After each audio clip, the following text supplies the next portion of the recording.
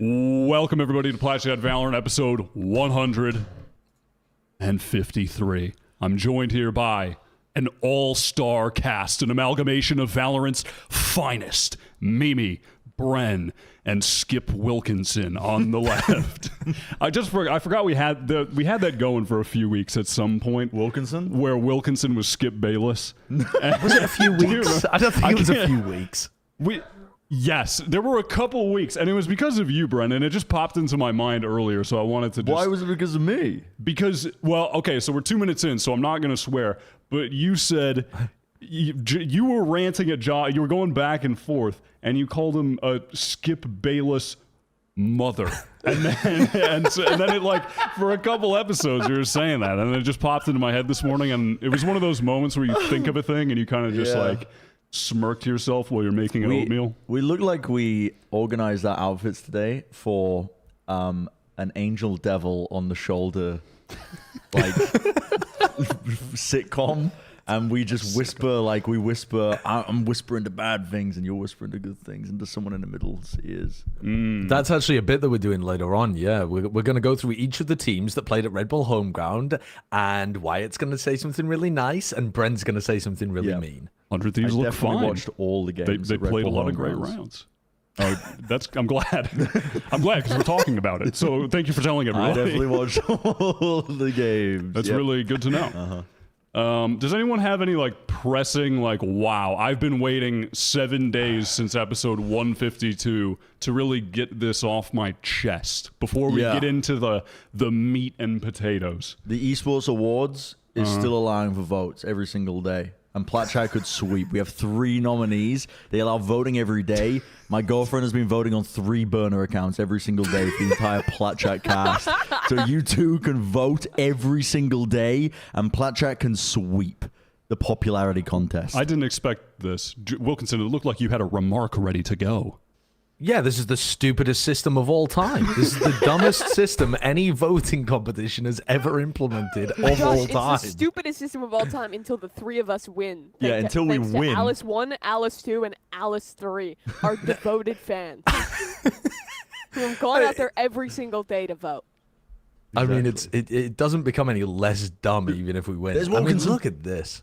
What if we've covered this. We did a 2-hour These are not the same dive humans. on an episode. You did a 2-hour deep dive. I know we covered it. No, at the we beginning. did. I can't. Who was even on? Oh, it was me, Mimi, there. Bala, and it was a very important episode. Ender.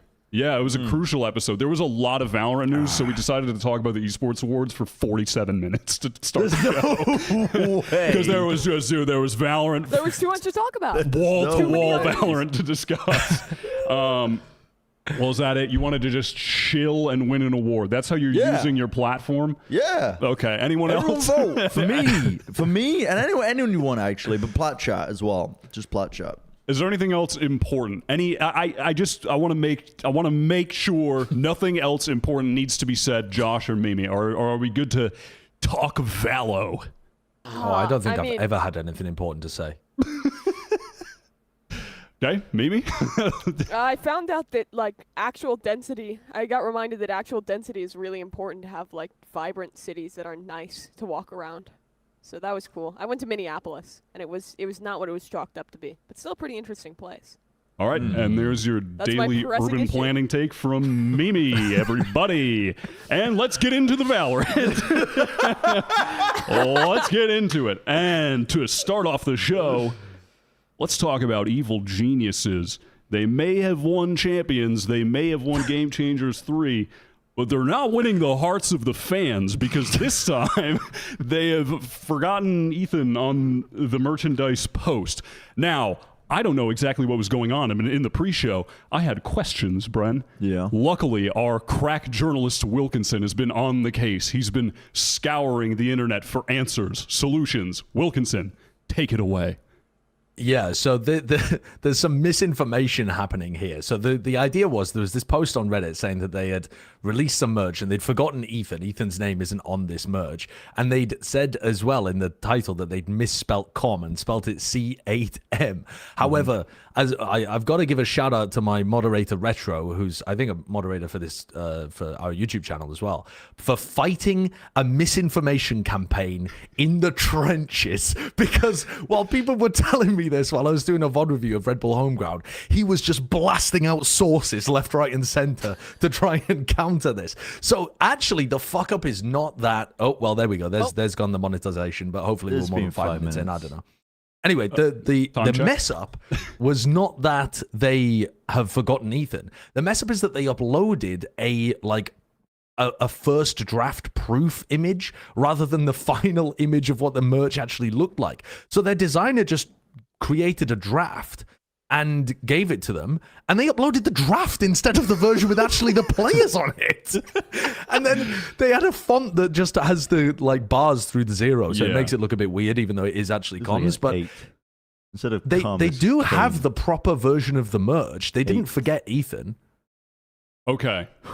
What are you saying, Wilkinson. Bren? What is Bren saying? What is Bren's? I'm just hearing him muttering "cum." We're moving on. We're moving on. That's not what you said. That's not what you said, but we're not going to... Okay, so here's two crucial things. Great take, Bren. Not what you said. Two, we're not going to hold on to that moment. We're going to keep it moving, keep it moving. Wilkinson, thank you for the deep dive because... No problem. So, there you go. All right.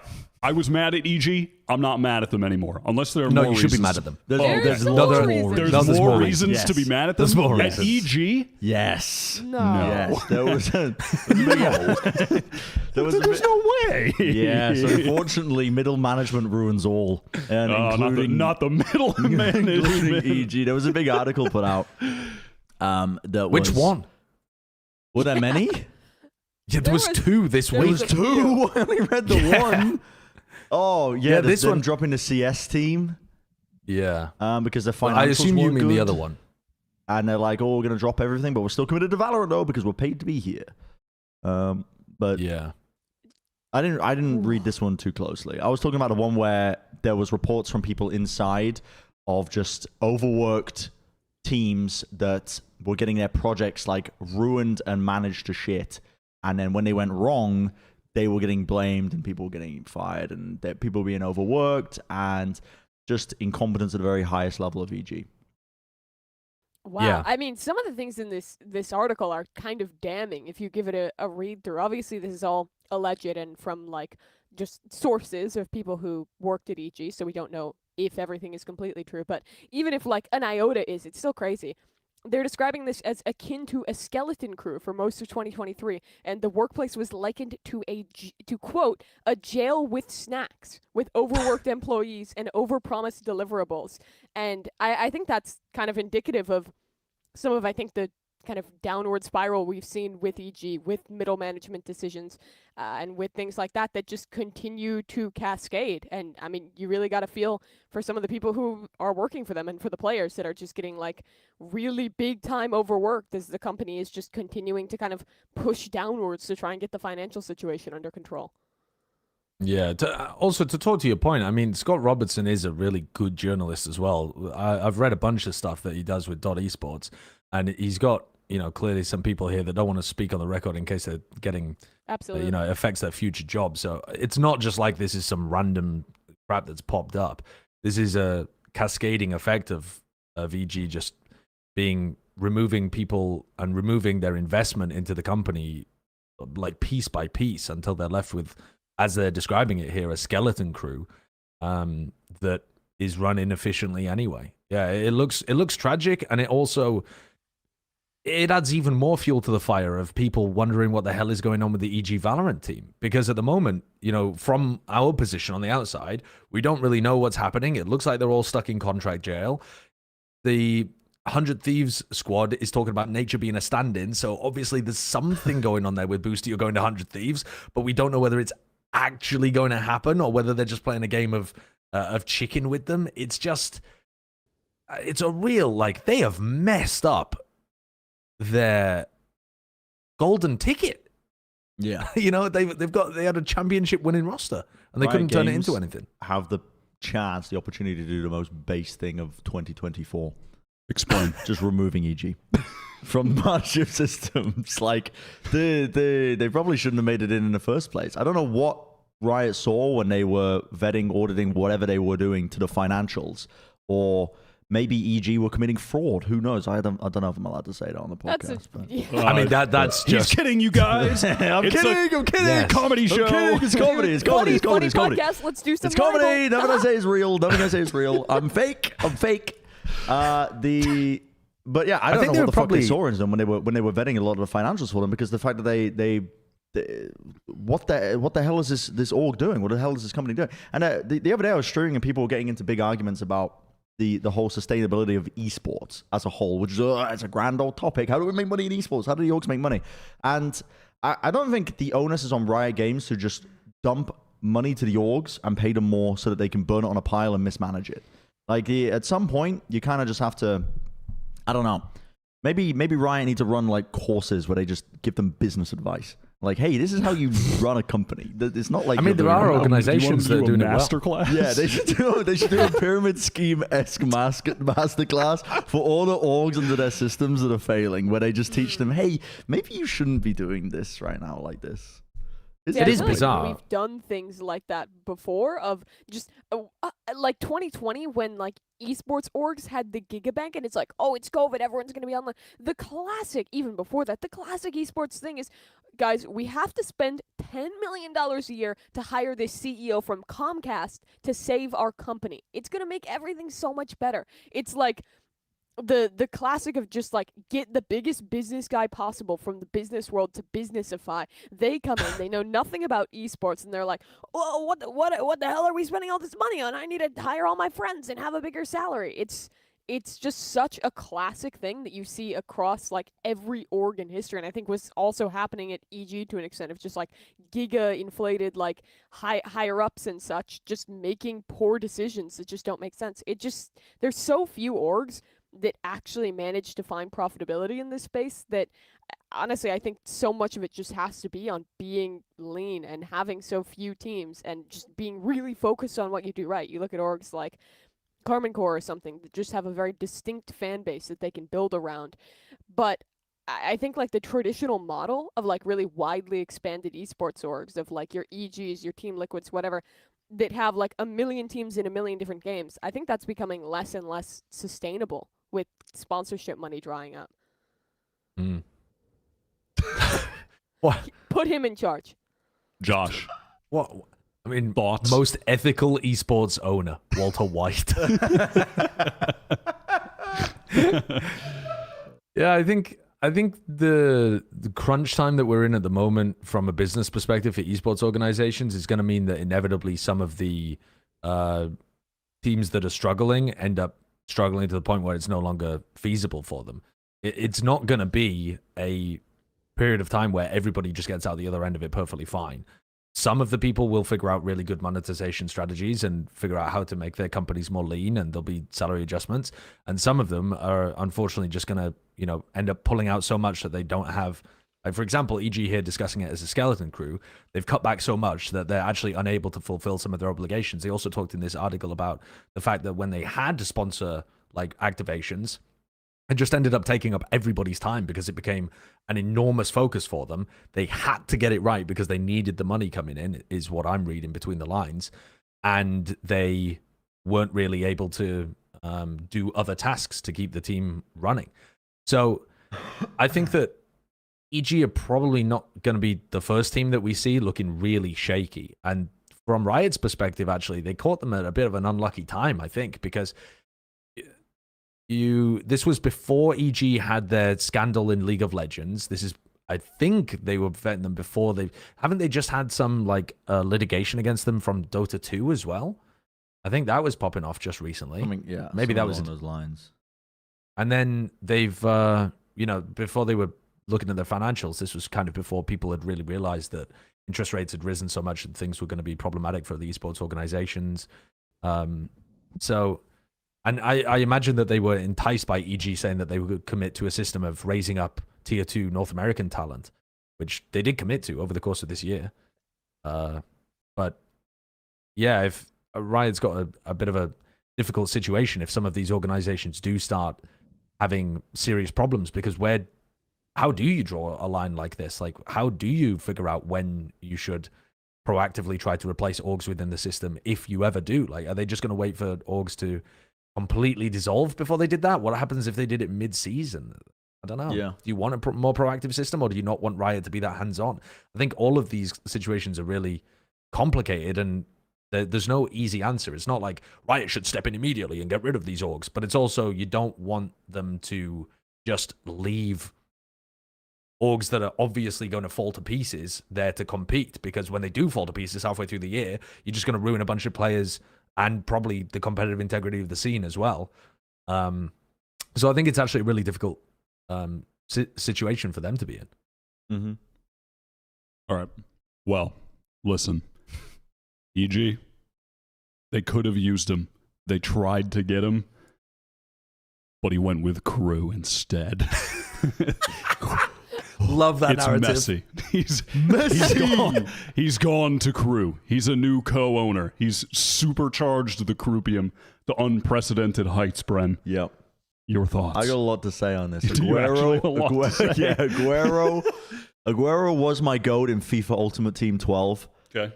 But Messi was on another fucking level in FIFA Ultimate Team 12, 13, 14. The GOAT. Mm-hmm. I hope he goes to the Riot Games arena so I can take an awkward selfie with him. That's all I have to say on this. All I want to do is catch him at that little basketball machine that they all hang out at in the cafeteria. Yep. And just go up to him and be like, Messi, I'm a big fan. Love your work. Love your work. Let me take a picture. That's it. That's all I want to do. That's it. But this is interesting because a Crew on any path to profitability, is this just a Sergio Aguero is boys with Messi? He's like, hey bro, I got this thing. It's cooking. It's called esports, and you should get involved because it's a massive inclusion. I mean, this guy is probably the biggest athlete in the world, I would say. I mean, he might be the most famous man on I Earth. think so. Yeah, I think so. I mean, maybe. Dude, what the hell's a top soccer? 3 men. Jalen Hurts Top is the best 3 fucking footballer in the men. world. What did you say, Mimi? Mimi's just popping off about America things. I was talking just about being American. baseball I'm sorry. and You NFL. don't have to listen to it. I was talking about how this guy's not the best athlete in the world. And Jalen Hurts, my quarterback, is the best player in history. Anyways, what's better than one famous footballer? 2. That's pretty sick. But Messi I is think massive. If nothing else, this just lets people that don't really care about esports, but are like, oh, I love big famous footballers. They can just look at this and be like, okay, cool, I have a team to root for. Just having something little like that, an attachment to a team that you... Why is my phone talking to me? That's not supposed to do that. Just like an attachment to a team that you wouldn't have already is really big for just building fandom. And also, presumably, he's dumping some money in. So that's cool. Shout out to Crew. Yeah, I just hope it Seems doesn't like get a bit of a burned. non-story. Sorry, what'd you say? It seems like a bit of a non-story, to be honest, because it's just like... It's the just like, biggest oh my story in God. This history. guy doesn't get Famous guy spoiled. joins team. Dude, How it's are you just not like- excited? This is coming from a Shaq guy invests in NRG. NRG have a ton of famous co-owners. Catch me snoozing. I don't give a shit. I mean, okay, cool. But look, it's Maybe it'll Messi. make a couple more people tune in, but unless he's going to be co-streaming, it's not going to really change anything for the organization much, is it? Wait, what is this top changes 10 everything. list? This is he's number 4 according to this list that I googled, but I have Of no idea. what? Of the men? Of what, the most famous, Most famous people? people in the world that are alive. All right, Who's above can we him? guess 1, 2, Where's and 3? Shaq? I'm gonna guess I mean, The Shaq Rock. can't be above. Who is above him here? Ronaldo. But this feels like a very American focus because Messi is a global icon. So how There would are that be other American global focus? icons. Because America focus, like the biggest sport in the world is American football. I knew Ooh, Ronaldo Cristiano would be next. Ronaldo. No, I knew it's it. not American focused. The Cristiano Messi but would wait, not be who at are number the top 4 if it two? was Who's American top two? focused. Oh, Jeff Jeff Bezos. What is number 1? Oh, is that Tech Bro made that. bitch, Messi. Get Tech Bros, get him out. get them out, bro. They made that list. They wrote that Yeah, article I mean, the up. difference is if they showed Messi at Champions Finals, the crowd would have been doing somersaults and backflips, yes. and not booing him out the building. That would have been the major difference there. But okay, so now that we know that their new investor is the fourth most famous man on the earth, does that change your take, Josh?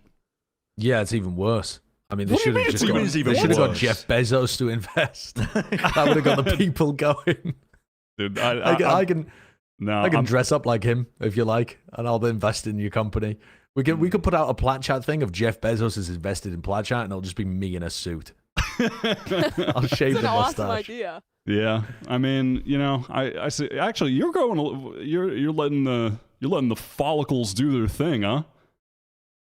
No, I shaved my beard off today because it was looking disgusting and the hair is next to follow, but I was stuck in a VOD dungeon today watching 6 hours of video games to try and catch up so that I could speak about Cloud9 Fnatic. Oh yeah. Oh, I thought you were gonna spend 6 hours deep diving UCAM versus Heretics and really see what went Oh, we wrong talking in the about that one, are Code Red we? finals. Um, All right. Oops, I scrolled too far down the topic list. Let me see. Let me see where we were at. Ooh, Heretics. They get taken down by UCAM. 4-hour deep dive coming up. Okay, Team Liquid. They've signed the Apeks core and finalized their roster. Josh, is this satisfactory? Will they be better than Heretics? I don't care because the announcement video was sick. Did you see the announcement I video? didn't see it. Can we play it? Yeah, I mean, Run the it's, tape. it's dope. They, it was like as if they were planning a heist. So I don't think you're going to be able to really tell, possibly, but it's like they're, you know how in every heist movie they get the group together, they get the crew. Yeah. So it was this. That is so They're getting good. the crew together for like the heist of the century, and it's so well done. Yeah, I really like that. That's nice. I love that trope. Getting the gang together. Yep. You always need a hacker. Oh, yeah. You always Dude, gotta Look get a how good hacker, Enzo nerd. looks. Yep. The brains. Enzo the brains. Yep. Uh-huh. Yep. Then you get the heavy. Yeah, the heavy. The You big always guy. get one- He's you got always some get one brawn. big guy, He's got yep. some brawn behind. Yep. Every time. I mean, You got to get some the demo, reason- man. Every time. God damn. for some reason they've got Nats here fighting for pandas' rights. Like that's going to help them on a heist. I don't know. I don't know exactly how that's going to help them. Dude, this video is sick, though. It is. It's really well done. Team Liquid definitely they definitely know how to make a good roster announcement video. They've done Yeah, that this. former roster many announcement times. video, the Frag movie one, was amazing. Yeah, they make some good videos. Hopefully they I also think that win now. I think this is what organizations have to do when the concept of like leaking the rosters is so prevalent.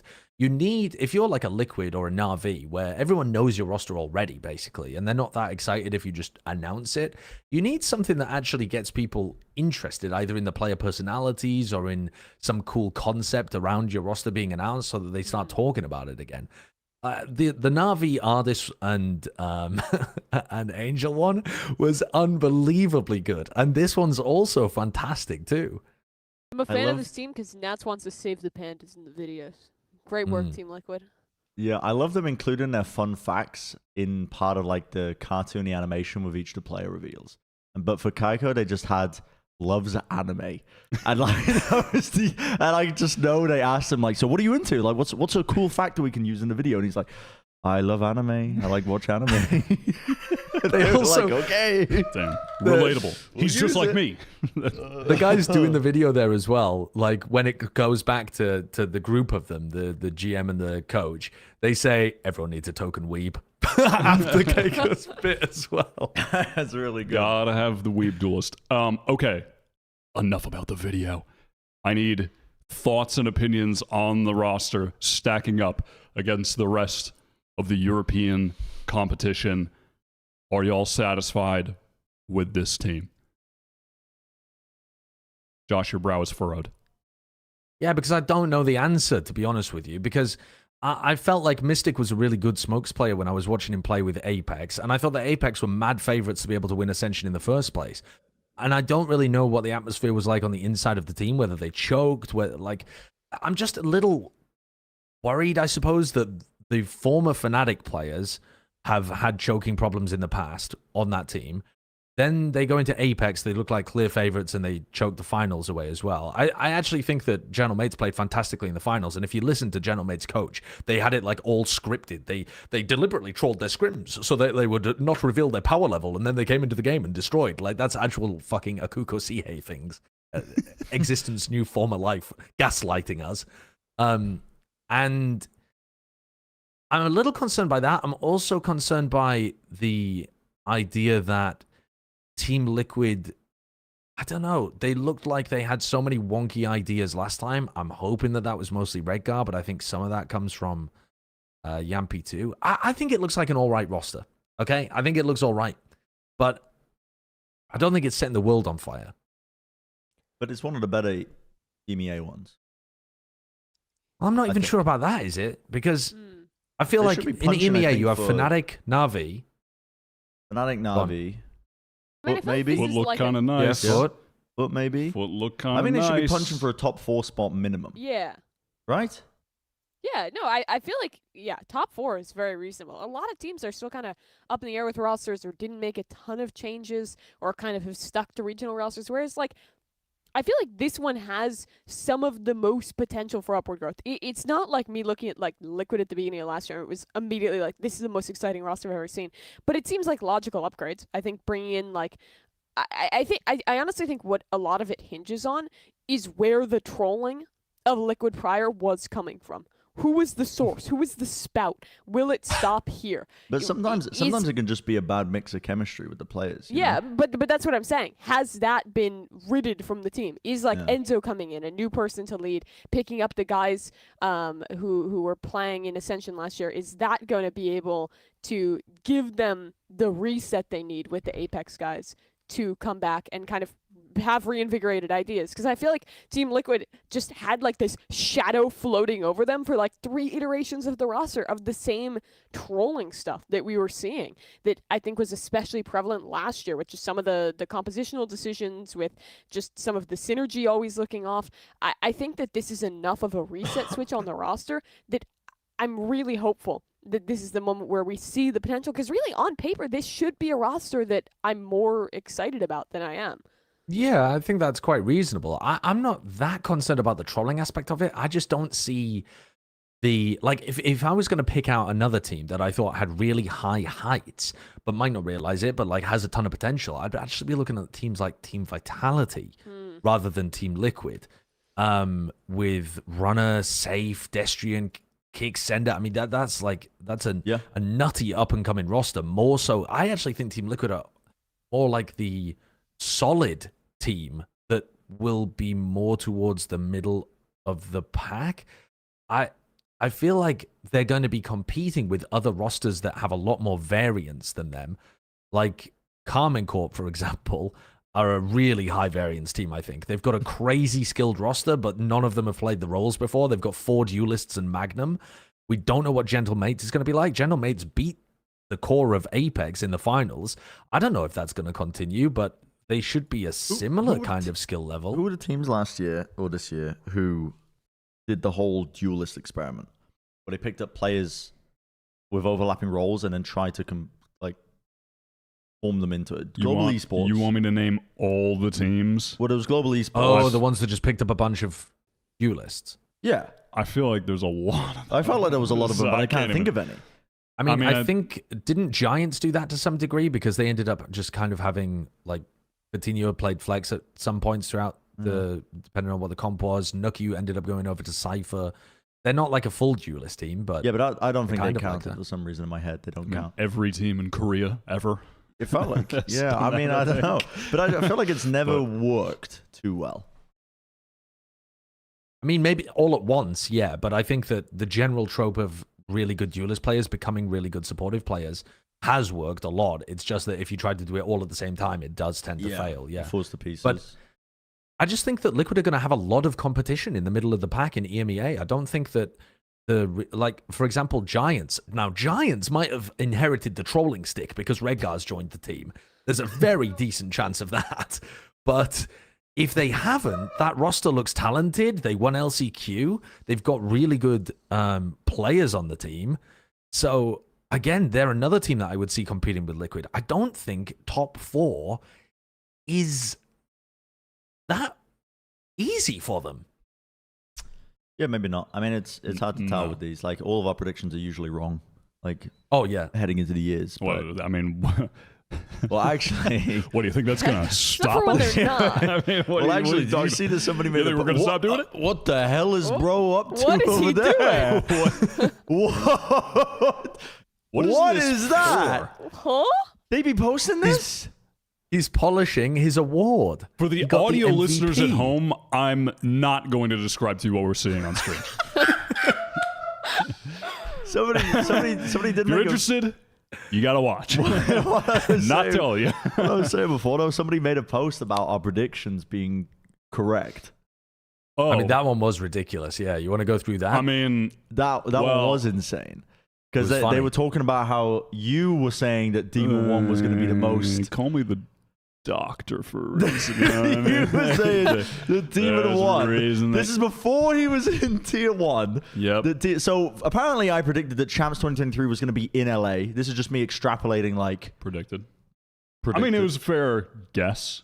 Los Angeles, the city of dreams. The backyard of Riot Yep. Games. Yep, the greatest city in the world. Yep. Everyone's Yeah. favorite city. We both didn't put Ye in our top 10 because we knew he was going to get cut. Yeah. No, because I mean, Wyatt we knew forgot the that Ye fall off existed. was obvious. I forgot Wyatt about forgot the best player of 2022 No, existed. it was the prediction. No, All we just calculated. knew there was going to be internal dilemmas and he was going to get cut. him. Yep. I predicted Loud's 2023 run because because it was the same as their 2022 run. and it was obvious that it would occur in the same way. Yep. Josh, don't try to downplay greatness, all right? Listen, Josh, it's okay. I know your name isn't mentioned in the post, but it's okay.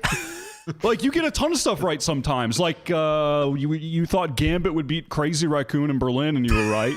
Like, you got that one right. You know what I mean? So it's okay. It's okay. You get stuff right too. You're doing a great job. Wait, I'm what going else? back to this episode, and Josh is just not here at the start of it. Was Wilkinson late? I think this was is the probably first one where it was like he was like late. And then, this episode was off the fucking rails. I actually remember now. Because Wilkinson showed up late and the energy was insane for this entire episode. This is genuinely, I think this is actually my favorite episode we've ever done. Yeah, Plat I Chat think I episode remember this. 118. The first one where Wilkinson was like late. Yeah. This was an all-time in his classic. box? A certified hood Oh, this classic. is me explaining how I got scammed with my wrap because I bought a wrap. It looks like it's really big, and then the bottom third of it just doesn't exist. It's just not a thing. Was this when you just moved to the UK?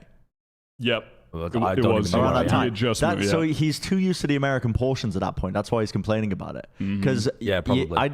dude, American portion sizes are crazy. Yeah, bro. Come on, we not Like, come on, bro. Southern boys like me down in Texas. We don't play around. I've with literally, portion sizes, I mean. I've literally lost 20 pounds since that episode just by eating UK portion sizes. You've lost 20 pounds. Something like that. Yeah, I don't know. I that's don't cra- weigh that's myself. very but good. I think something like that. Look at this guy. You know what I mean? But also, you're getting more active. What sports are you playing? Well, yeah, I'm playing tennis and badminton. Yeah, regularly. Look at this guy go. There you go. Don't do that in Wow. America. Gotta- They've never heard of exercise in America unless you go to the gym. Don't know what it is, famously.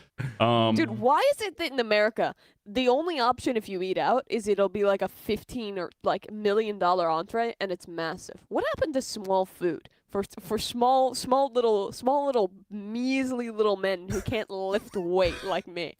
I mean, I don't think that's When true. did that happen? yeah, I just think At that least- Mimi's lying. a lot of food places in Austin actually do have like little piddly little meals. Dude, like in little- Philadelphia, I live within like a reasonable distance of a million places. Every bodega, it's like the most ungodly portion size you've seen. There's a place in the city called 1 pound cheesesteak that just serves a 1 pound cheesesteak, and that's their whole shtick. And it's death. If you eat In it, the UK, you could buy a £1 cheesesteak, but it would be about that big because it only costs £1. That would be the difference. Right Greg's live up to the hype, by the way. does what? Damn, what the fuck? What are you No, saying, Greg's Kurt? does not live up to the Stun hype. locked me There for a should be. second. I heard that and just I couldn't even react for a moment. I just That's such a I dad was joke, stun man. locked. That's such a dad joke.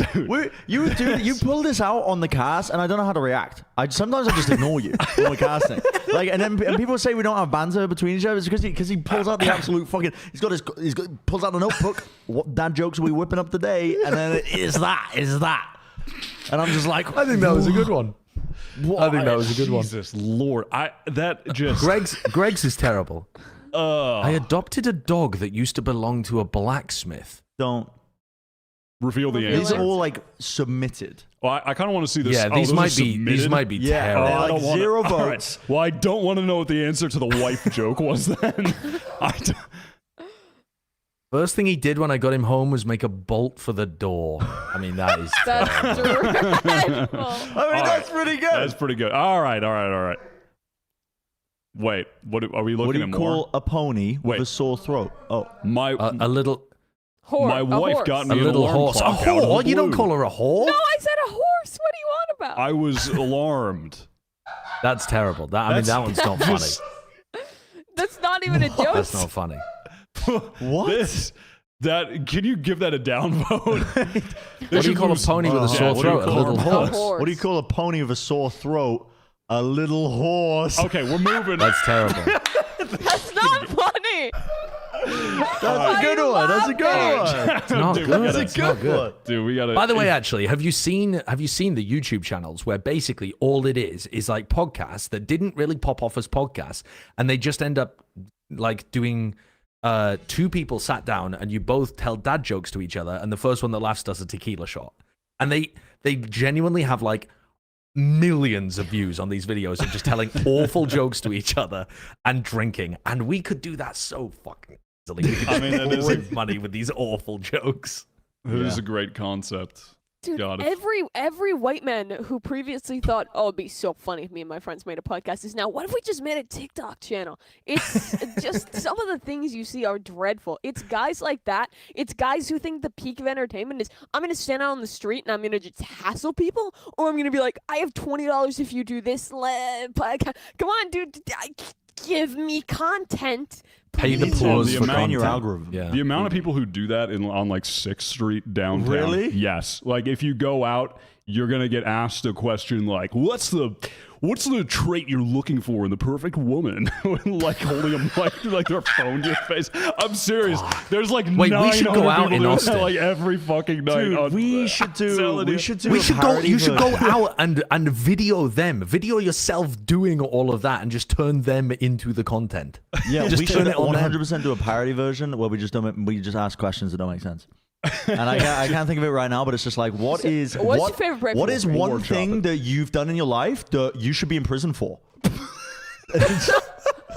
And we should try to get people to admit to like crimes. Dude, I thought you were gonna end it there. I thought you were just gonna. Why is I thought you were just gonna say, Why is Brenna "What's one fed?" thing you've done in your life?" Because that would stun lock me. If someone just pulled me on the street and said, "What's one thing you've done in your life?" I'd be like, "I can't think of it. I can't think of one thing." It's like the name a woman, name any woman, and people just get Any woman. completely stun locked. Oh my god, Good that has Christ almighty. slayed me. Oh my god. All right. All right. Order in the pod. Serious. Okay, Order sorry. in the pod. No more jokes. Sentinels win their own tournament. Let's react. Oh no, that happened. So let me give the breakdown. The Sentinels, they wanted some tournaments for the offseason. Where's our content? So they said, we're going to make our own tournament with a co-stream couch. Curious. Wonder where they got that idea. Wonder where they got that big idea from. No one ever co-streamed before us. Yeah, that's true. They stole it. And so they had a little 4-team tournament. They won with Zelsis, the super sub. against Moguls, Oxygen, and G2. Yeah. Are the Sentinels hype levels going up? Yes. Yeah. I would Yeah. say Yeah, so. okay. I mean, this yes is this all gives around. me Okay. a lot of faith in the Sen City. Like so much so that listen, I've got a cheeky $5,000 that I could spend on a personalized 1v1 session with tens if I invested in the right company. Is Sen still doing that?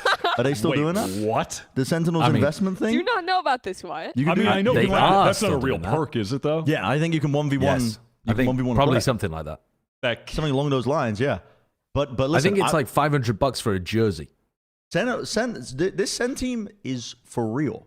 You guys are trolling. No, we're not trolling. We're not trolling. They genuinely Have a have look like on these Star investment Engine. folks. They're crowdfunding. I mean, I can't remember when this was. It was like months ago. listen, I mean, you need to have perks, but that caught me off guard that I could spend $5,000. It might not be 5,000. 5,000. It Wyatt's might be more. considering it right now. It's pretty good value proposition. It might be more. I don't know. But I mean, listen, you need to have. I get it. No, it's fine. You gotta- you They're listen, you just gotta make very, it. that caught me off guard. this team looks good. Go on. This team looks good. They were rotating the roster throughout the entire time because they've got just like the bubonic plague spreading around the entire like Sen office. Yeah. Like Tens was sick for a bit, right? And then Pancada was sick initially. My number one takeaway from this, I think, is that Zelsis should not be the water boy. I don't think Zelsis should be the bench boy. Truth. He should 100% be on the starting roster. Him, John QT, and Zekken, I think, minimum. And then past that point, just work out who you want as a solid five. Because listening to the comms listen-ins, which, again, fucking goated idea that we would love to do in VCT and just even a semblance of it, but then the little piddly piss boys complained at various teams about us fucking revealing comms and it's, how about a little fucking trust, huh? Goes both ways. Let us peer into your minds. Let us listen to your fucking comms. Anyway, they were doing it here. They were doing like full listen-ins. And it was awesome to listen to. Like you could genuinely see the impact a lot of the individual players had. And Zelsis was popping off, bro. Like most of these rounds that he was involved, like he was popping off. And my number one takeaway was that he should be in the starting roster. Like he shouldn't be the water boy. He shouldn't be the bench boy. I think you need to have Zelsis, John QT, Zekken, because Zekken, again, go-to player. But that's what you want as your core. That's what you want moving forward if you're Sen. Yeah, I remember when Zelsis became a free agent and we were talking about it. I remember asking and seeing if everyone agreed and that he would be a good addition to literally any team in VCT except for Fnatic at the time. And I think everybody just agreed. And I mean, it's just proven the case yet again. It's just crazy that he's, he's keeping that bench nice and toasty.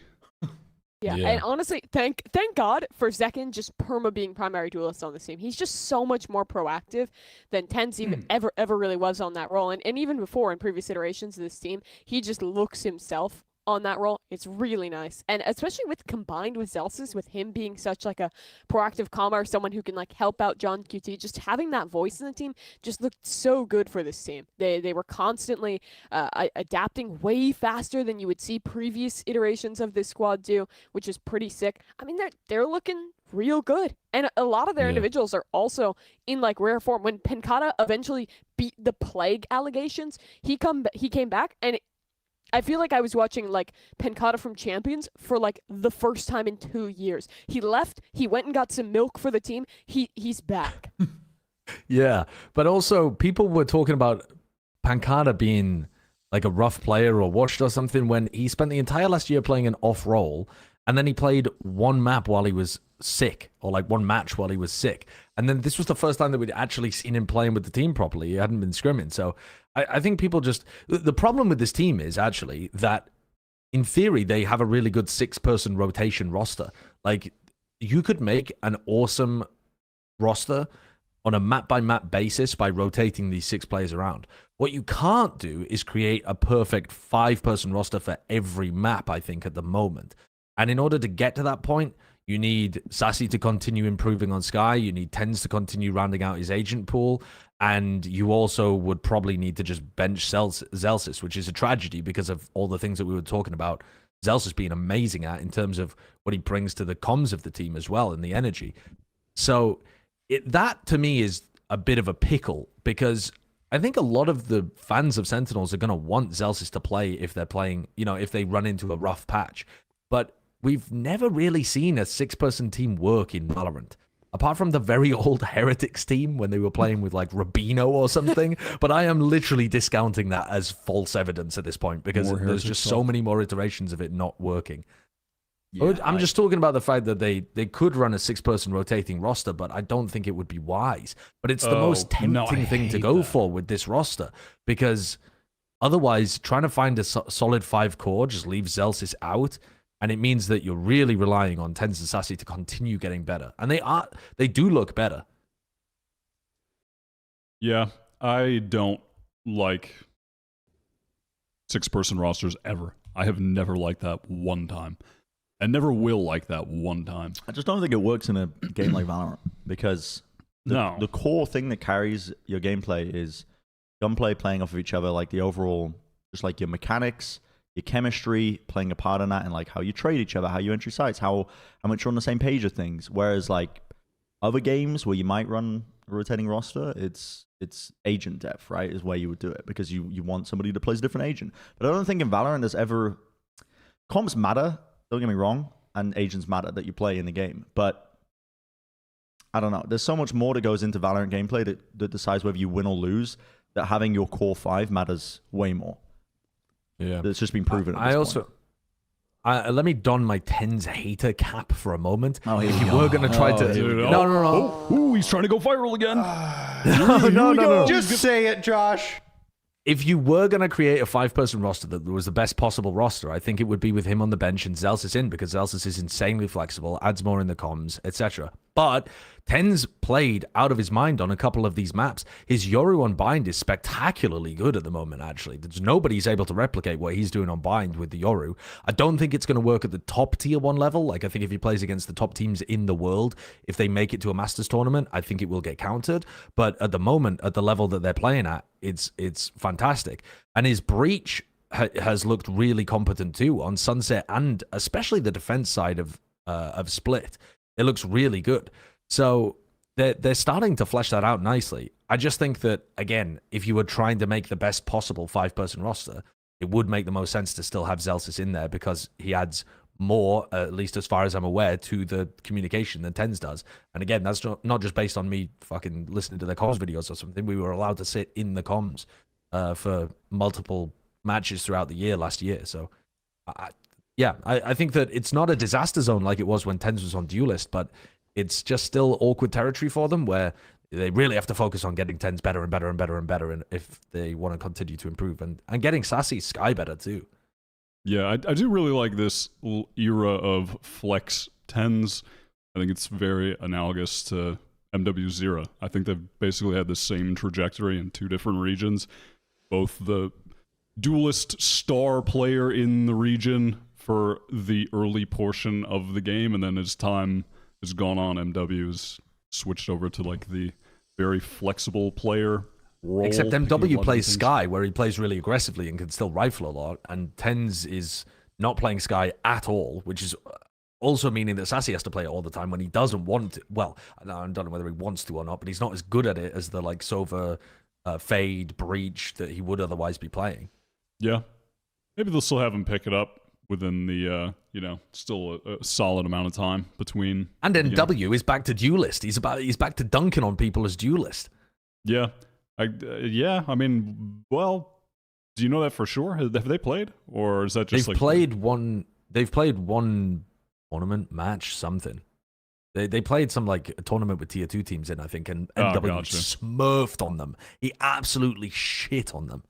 Got you. Also in this tournament, G2, what are the thoughts right now? I think it's fair to say, at least based on these opening couple tournaments, underwhelming compared to the expectations placed upon them. Do you all at least, do you guys agree with that? Is that a common sentiment here? I mean, I think people expected them to just come out and smoke and kind of continue the trajectory they had from last year after winning Ascension, because it was just like the team on like the biggest upward spiral throughout the year. Upward, yeah, that's a thing. We'll go with that. But coming into this new year, I mean, they are making a change. They're trying to implement a new player, and to their credit, I think some of the Sentinels games, obviously they had like the sunset choke the first time they played. Like it hasn't been great, but I still think they've played some close maps against the Sentinels. It's looking a lot better, and a lot of situations where they could have closed out and won it. I'm kind of the mind that it's still pretty early in the off season. We still have what, like 2-3 months before the season is probably going to start back up again, that I'm not going to try and be like a judgmental carry. I think it's easy to be in the mindset that swapping in one new player is really easy and it's just going to be a plug and play switchover. But historically, I feel like we've never really seen that in Valorant. I feel like 100 Thieves last year is the best example. Everyone was like, oh, they have Cryo, they're going to come out, they're going to be amazing in the offseason, it's going to be perfect. And that never really came to fruition, but it got closer with time. I'm kind of just of the camp that we know the G2 core is good, we know Leaf is good. They are not in a perfect spot right here yet in the offseason, but just no overreaction. Yeah, I am holding my thoughts and my tongue and my ears and on my eyes, and I'm holding Got a back lot of hands. everything. You're ignoring all things G2. Or Okay. just I'm taking everything with a massive grain of salt in this off season. I'm learning from my mistakes where I was an overreacting Orwell. Yep. And Orwell. Yep. And Like from 1984. Yep. And Yep. I was watching all 2004. the off seasons tournaments of last year, and I was coming into it with all these expectations, and a lot can change in 2 to 3 months with these teams. Like a lot can change. Like you can go from looking really, really strong in a lot of off-season tournaments, 100 Thieves, and then like suddenly it slips away for a variety of reasons. Or you can have the absolute opposite trajectory. You can look absolutely hopeless and go on to win champs. So you just don't know of a game like this, and a few months can make a massive difference in that. I'm willing to give them a bit more time. There was a whole controversy with this regarding their communication, their comms, right? About them, Oh god, yeah. the whole thing that whipped around. I can't remember. I mean, how long is this tournament going on for? Did we talk about this last episode? I don't think No, so. I don't think so. That was a different one. Yeah. There's been a lot of little Sentinels show matches and stuff going on, but this was just over the past several days. But that was a massive overreaction from the larger community as well. Where that's part of the reason that adds a bit of credit to the players that don't want their comms put out, because again, people will overreact to the largest of things, which was just Literally telling them to clear comms. their comms, just And like people shut are up for a sec, shut up. That's for a sec. very toxic. Yeah, it's just insane, absolutely insane. But I think that the G2 guys had not scrimmed very much. They took a significant break over the course of the off season and have just gotten back into it, as did 100 Thieves, who we'll talk about later. And so compared to people like, I guess, Sen are not playing with their full 5-person roster, but they were scrimming at least, like a bit before that. And the other teams here, like Oxygen, I know were scrimming all throughout Champions as well, because a lot of the Champs teams were playing against them. So they've been playing quite a bit more recently. I think that G2 will be fine. I think that in my opinion, I don't know whether the stats really bear this out, but Valen's attack side calling still looked really good.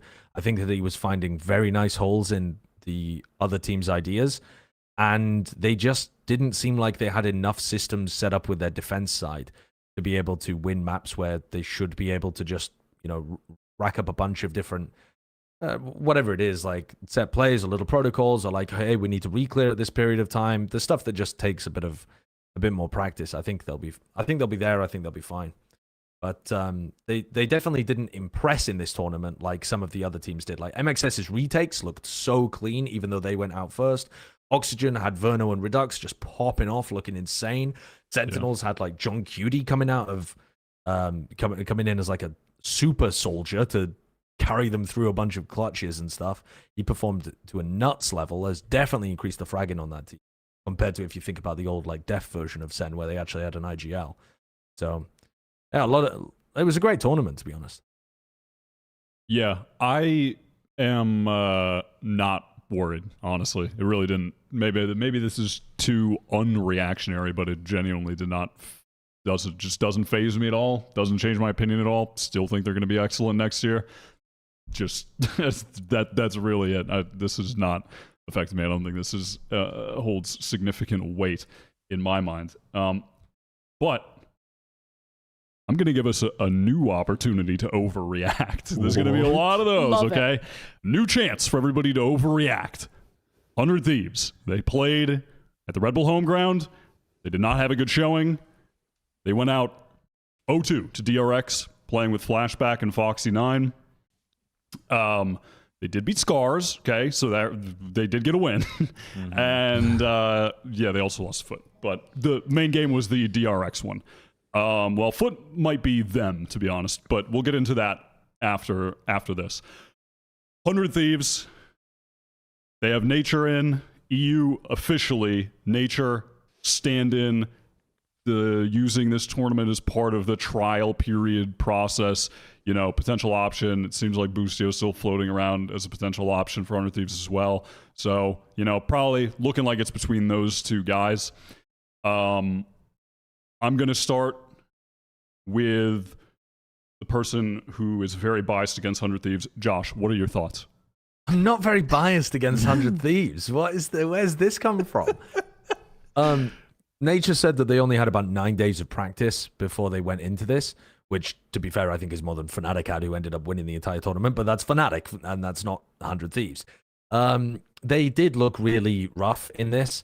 They'd lost to Foot. They got absolutely devastated trying to play the Viper Harbor composition on Haven, and they weren't playing it very well, and Foot had very good ideas of what they wanted to do to counter it, and they smoked them. It was very, very one-sided. It was not one of those like, oh, the game looks closer than the scoreline suggests. They also then looked shaky in the game against Scars too.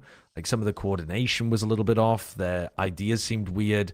The individual player performance were like, you know, EU was like missing his smokes or missing his flashes or using all of his utility at the start of the rounds. That was also happening on Haven. They look really out of sorts, but it looks like so out of sorts that it can't possibly be the way that they will play for the rest of the year, because I know that these players are better than this. So I think it's mostly just that they haven't had very much time together. And I hope that there's another opportunity to watch them later on, or watch them when they get Boostio back, so that we actually have some idea of our expectations heading into the season, because I don't think this is even useful. Well, I mean, it may end up being useful if Nature does end up staying with the team, which is certainly a possibility. The game against Foot was super rough. The BO3 against DRX, I actually thought that they were playing pretty okay. I thought throughout that entire game, DRX were sort of the constant. They were just solid throughout, with some moments of stacks magic occurring, especially on Breeze on some of the crucial rounds. And 100 Thieves, they had a nice mixed bag of some fantastic rounds and some shocking rounds that would just drag them from, you know, a moment of hope, a couple good rounds strung together, and then they would just lose in some tragic fashion, especially towards the end of this game. I think if you want to play like round 18, Kurt, on Breeze, that was a good example that I had written down. But and then on the second map on Ascent, we're just on Lotus. Or yeah, sorry, Lotus. I mean, and then still Cryo, when he's got the op, he's definitely very good on that Ascent defense. Yep. He was going crazy, and on that Ascent defense too, they had some really fantastic rounds where they were doing a great job controlling part of the map, then pushing through it, rotating really quick into the hit. I mean, this was just ridiculous. They tried to. Or wait, maybe this is, I can't remember which round, but I thought it was this one. It might be a different one. But there was a round where they had ended up getting 3 players all locked down on this game. Oh, and that was where Asuna uses ult. Yeah, I thought it was this one, but I was mistaken. Oh, this was one where they push into sight and just get ecoed in tragic fashion, because 4 players or 3 players were all swinging lower, facing towards the right side. Flashback is all the way in the back of sight. No one has their crosshair there. No one is looking for that, and he just shoots 2 people on the side with a sheriff at like 10 HP while ulted. So it's just there were just some tragic rounds in this. Yeah, I wish I thought this was going to be that round, but yeah, there was a round where they got 3 players on 100 Thieves got lockdowned because they were trying to break the lockdown with no time on the clock, and it was just like, oh my god, it was just some painful rounds. But I didn't think that overall it was really that bad. I thought there were a lot of solid rounds played. It was just these tragedies that let it slip through their grasp. I think, though, that to me, I had a bit of the opposite perspective on it, where I felt like the things that they were doing well were so limited. Like, they were winning when Cryo had an op in his hands. But if they can't win at other times on their defensive halves, then that's going to be a big problem for them on Ascent. And they started out on Lotus playing their defense really like actively. They were, pushing an area, then going back into B, and they always had something going on in their defense. They had a lot of good ideas.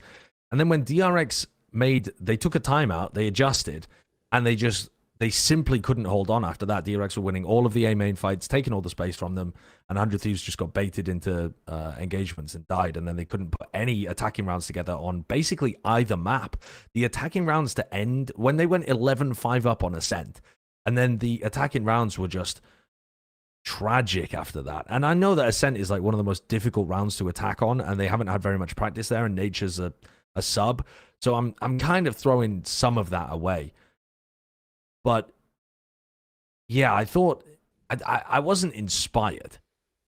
No, I wouldn't say I was inspired, but I wasn't. Every ounce of hope was not sucked from my body watching As is the standard game. with 100 Thieves in the past, of course. I saw there was enough good for me to not just be in a dismal state after watching that game, but there was also enough just outrageous, infuriating stuff. By the way, I just messaged you really quick. I don't know if you saw it, but it was round 11 that I meant to ask you to play, also from Lotus. It's the 3-man detained round, for anyone who hasn't seen that. Fantastic play. It's a very funny one. It is a Shakespearean tragedy, but yeah, not all hope is lost for me. I thought there was enough good to balance out the egregious for an early run for a team. All these issues, a lot of it though, you can just blame on them not having a solidified roster and not having reps though. That's how I felt watching. See, this is stuff that they were doing that I like, though. They were pushing aggressively a lot on defense with Asuna, on Ascent, and Lotus. They were getting a lot of first kills. I didn't actually check. I would not be surprised if in this series they had more first kills than DRX, and then they just fumbled the round afterwards. This is a perfect example of it. They get all of A control, take out the Viper, which is so important on attack Lotus. And then as the lockdown is going off, look at how much time is left. There's like 4 seconds and they're trying to break it. And 3 of them get detained at the site. That it's is just an awesome a tragedy. It's just they were doing like the good things that they were doing in a lot of cases were being overshadowed by the outrageous fumbling in scenarios like that. Yeah. They did actually have way more first kills on Lotus than DRX did. Yeah, they had 7 more first kills. Yeah, they were just it was 12 and no, what is that? That's 14 and 7 in terms of first kill to first death. Crazy. They were getting so many good openings on both sides, and that was that was one of the highlights for me. And on Ascent too, they were doing that as well. They were doing a great job getting openings, taking a lot of aggressive map control early on, and then also just kind of got ruined at the end. Yeah, they just completely crumble up 11-5 and lose 13-11. Ugh. Yeah. But all right, well, that's enough 100 Thieves for me today. Unless anyone else needs to say anything. But not all hope is lost, everybody. 100 Thieves fans, rejoice! There is a glimmer of hope. What is it? Well, there was still some good play. It wasn't just trash. I mean, the glimmer of hope is that Nature has been announced as a stand-in rather than a full-time. That's the glimmer of hope, in my opinion. Dude, Wilkinson. Is that not a glimmer of hope? This guy hates 100 Thieves. I don't think that's fair. Dude, I'm not hating 100 Thieves. I think that is fair. The idea that you're going to get Boostio, the IGL that just took his team to win champions, and that's still a possibility, even though you haven't heard anything. That's got to fill the 100 Thieves fans full of hope. I'm not saying it because Nature's shit. I'm saying it because Boostio's such a great addition to this team if they can make it work. Yeah, but you said it in the worst way. Josh, it's not what you say, it's how you say it. And I don't like how you said that, okay? Okay, well, I'd like to apologize to you, and in the future, I'll try and communicate things more reasonably. Thank you, Wilkinson. Let's talk foot, because... No, they're good. No, what was that? Yeah? What was that? What was that? No, that was just me trying to communicate effectively, you know? I mean, foot looked really good. Aren't you happy? Yes, I am happy, actually. No, they do. They look legit. They look like the truth. I thought that they were going to make the finals of Red Bull Homeground. They didn't, but I thought they could. Yeah, dude. No one expected Curry to be him in this tournament. Oh, you did? Well, no, actually, you expected I didn't. it? But I did put all right, Cloud9 in the finals. Okay, yeah. He put Cloud9 in the finals, and in the previous episode, he said it's because Curry's going to smurf on them like it's ranked.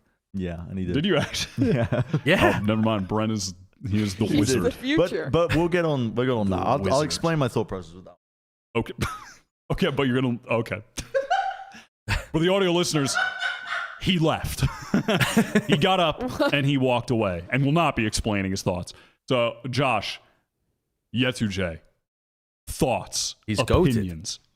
Dude, Gen.G is so good. He's so good. He? I said this on my stream, and I was so scared to have this take and verbalize it for the silly criticism it was going to bring down upon my head. But I actually think he has some better instincts when he's playing Sentinel than Alpha. And the reason that I'm comparing the two is because they're both Turkish Sentinel players, right?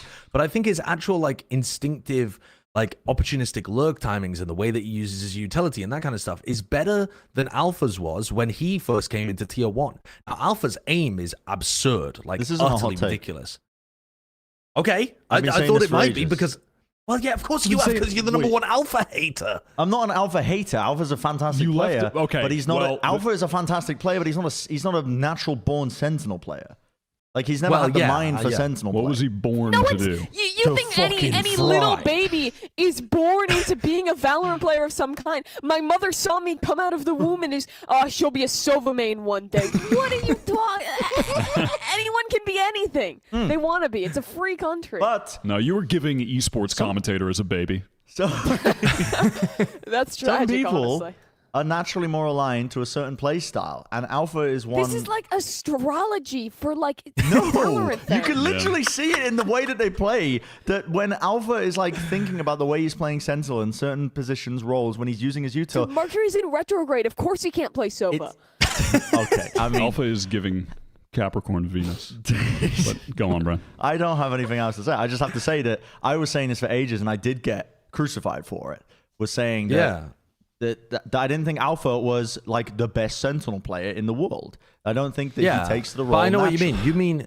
You mean that he still gets huge amounts of impact, but it's more to do with the positions he It's plays because and he's the an rifling he does rather unbelievable than player, and using because his... he plays on an unbelievable team, like individual wise. Yeah. He's I mean, never given me the impression that he's a smart Sentinel player. I think he's become a very smart Sentinel player, but he does just use like similar setups every round and just rely on being able to be in the right place at the right time to hit the shots. I agree with that. That's why I was saying I was really impressed with Gen.G because I feel like he is like that just intuitive Sentinel player. He's got the lurk timings are all fantastic. The way that he reads the map is excellent. He's given the freedom on this team to play aggressive when he needs to, but he doesn't overface and feed. He doesn't have that like overheating tendency that you'll see from a lot of people when they're in a bit of a lurk role. I think he's an excellent player, and on top of that, he's got really good individual skill too. Yeah, it was So pretty he doesn't actually blown away. play. People are going to say he's like the second coming of Alpha yet. He doesn't play anything like Alpha yet. Is kind of like the point here. He plays in a much more like Nats or Sugetsu kind of style. Yeah, I was pleasantly surprised by how impressive Foot were in this tournament. What are you guys' hopes now going forward for them? Do you think that they could be a team that could make it to Madrid, as the current topic title says? That's a hard one. Isn't it only how many teams make it to Madrid? 2 teams. Two. From each region. I mean, that's a tricky one. That is a tricky one. You think But they've about also got a amount head of start talent over that's some there. of the other EMEA teams that aren't currently participating in off-season tournaments or stuff like that. You know, it's a bit of a closed door. I don't know whether Navi are hardcore scrimming at the moment. I don't know when they're going to start. I don't know whether, you know, these other teams. To be honest, at the top of the table, if Vitality don't immediately come out of the gate swinging, I think Madrid's second spot looks like it's between Foot and Na'Vi to me. Those are the two teams that are the closest fighting for that. And Foot have come out with some really good ideas already. Yeah, I agree. Yeah, it's dependent on Vitality to me. Fnatic are shoo-in, obviously, and then, yeah, I totally agree. I think they can do it. And also, I have some insider information. So I recently cancelled my Xbox Game Pass, and they got in... I cancelled my Xbox Game Pass because I was like, okay, I'm spending money on this. I'm not using it because I just stream Valorant all the time, right? And HBO Max, and I'm down bad. I cancelled the HBO Max as well. I'm on that thrifty kind of diet, Wyatt. I'm sorry for cancelling the HBO Max that I was letting you use. So it's all right. So you know, that stopped me from getting all of the agents in Valorant. And somebody reached out at Xbox and they were like, "Can we do anything to help you re-sign up for this trial?" And I was like, yeah, if you give Cracks also an Xbox Game Pass so that you can play all of the other agents, then I'll rejoin up. And I think they did it because Cracks has been playing Sky, he's been playing Sage, he was playing Cypher, like he was playing all sorts of other things. Yeah. So I think they've done it. So I think I'm gonna have to sign back up because he's been playing all sorts of other agents, not just KO. I'm here for it. I'm here for it. I'm messing with Foot. But you know who I'm messing with more? Well, a little bit. I've got a lot to say about this next one, okay? Because everybody knows that I'm a little bit passionate about Zeta Division. A little bit. Yeah. Small amount of passion. Now, overall, I'm going to say I'm pretty satisfied. I'm pretty satisfied with what they did out there on the field this past weekend. They had a lot of hustle, a lot of grit, and I like that, okay? Now, I will say, what I am, now someone has to clear this up for me. Did I miss something? Why is Depp not playing? On a break. He's on a break. Okay. Yep. Thank you for clearing that up. I didn't know that. I was looking for the information. Josh, this is why you're our all-star journalist. So that, all right, I'm glad to know that. And now, with knowing that, my hype levels are even higher. I'm going to be totally honest. Because what I was seeing out there from Zeta, especially, I mean, I really like Hiron in the roster. He's fantastic. I like where they're taking this a lot. And when Depp is back in the roster, his duelist last year was fucking fantastic. Laz looked in excellent form. Love the KJ. Dude, I'm here for it. This 2024 is the year of Zeta. I swear to God, it is happening. They are going to be one of the top teams this year. Lock it the fuck in. Josh, react to that. I think you're right. You think I'm I was watching. Okay, I think you're right. Now we're talking.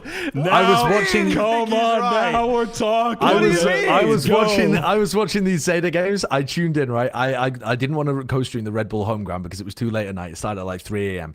And so I raided Slicky, who was doing the raid, and I sat there and I watched the beginning. Is this the first time that C9 and Zeta played against each other? I think it is. Yeah, it is. Yeah. What So I round was you watching want? this game. I was watching this game. Yep. I can't remember what round I won, Kirk, because this was like the very first series Look at of this odds that I explosive started watching. defense. But I started watching a couple of rounds as the games began. And then I started leaning forwards in my chair. And I started leaning further forwards. And I was like, this Zeta team is cooking. Why was right? They just had to replace Crow with a player that had hands. And it works. Yeah. It works. It did? It's absurd. I mean, Hiron is super talented. The sheriff shots that they were hitting and the eco rounds that they were winning were absolutely ludicrous. I actually think K-Dai, the sub that they had in play in Jet, was kind of nasty too. But it looks like he doesn't have the agent depth to be able to play full time. By the way, Curry's aim was on point. Yeah. But yes, Josh, I'm going to be Josh, I didn't think you were going to be with me. Let's see if I can drag it down a little bit though, because what are you talking about in terms of them being a top team? Because they already made champs last year, right, by winning LCQ. So are you saying top 4 like make champs again? I'm saying that they're going to be one of the teams that are going to be qualifying for the international events out of APAC, and at the international events, they're going to be a team that can contest for the playoffs. I think that's going to be tough because there's good competition in APAC. I think DRX, PaperX, and maybe Bleed. What are the other? Is there another Pacific team that I'm missing that looks like it's cooking this year? Aren't a lot of them just still I mean, forming? I don't know enough personally about some of the Korean players that have been added to Gen.G and T1, but I know there is T1 is excitement kind around of cooking. them. T1's cooking. But again, lest we forget, I will go back to this quite often. This is the team that won LCQ, and with 2 players that have been needed to be replaced for like 2 years at this point. Mm-hmm. I mean, it is. And Hero Ron is a serious upgrade. He is very good. What were your thoughts about Uran? That's where I have because I didn't really notice Uran being that amazing for them, but I didn't notice him being terrible either. My attention was drawn so much by other people while watching. Honestly, I kind of ended up feeling a similar way. It was not non-detrimental, not explosive, nor high impact in the same way that you were seeing from here on or the vets on the team. But also, I mean, there were some good moments from Kaide, however you pronounce it. Yeah, I don't know. Wow, she's playing Under Thieves Kaide That's so impressive. on Zeta. But when Depp is back in, I mean, I think if Depp was in for this, they're in the finals against Fnatic. I truly believe that that's the case. Depp was so fantastic last year. But yeah, that's going to be final placement for me. I think they're going to be a team that is, I mean, also in APAC, you're talking about the other teams. Like, I think that this roster is going to be in very close contention with DRX and PaperX in the top 3.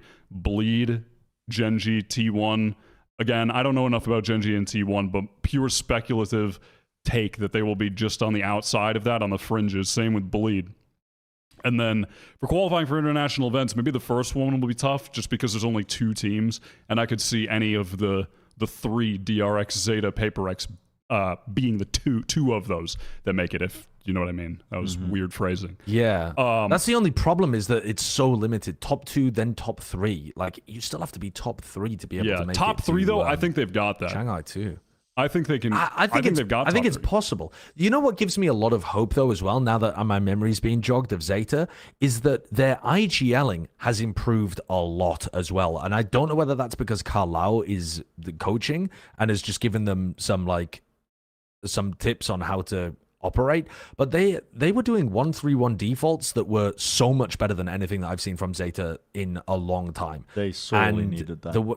The way that Laz was moving them around the map was delightful. And I'm not sure whether that is because of Carlisle or whether it's because these players that he's now got, Laz, are more like proactive, able to do their own thing, able to come and feed him info and work on their own. You know, it could just be the difference in player personnel is allowing them to play differently.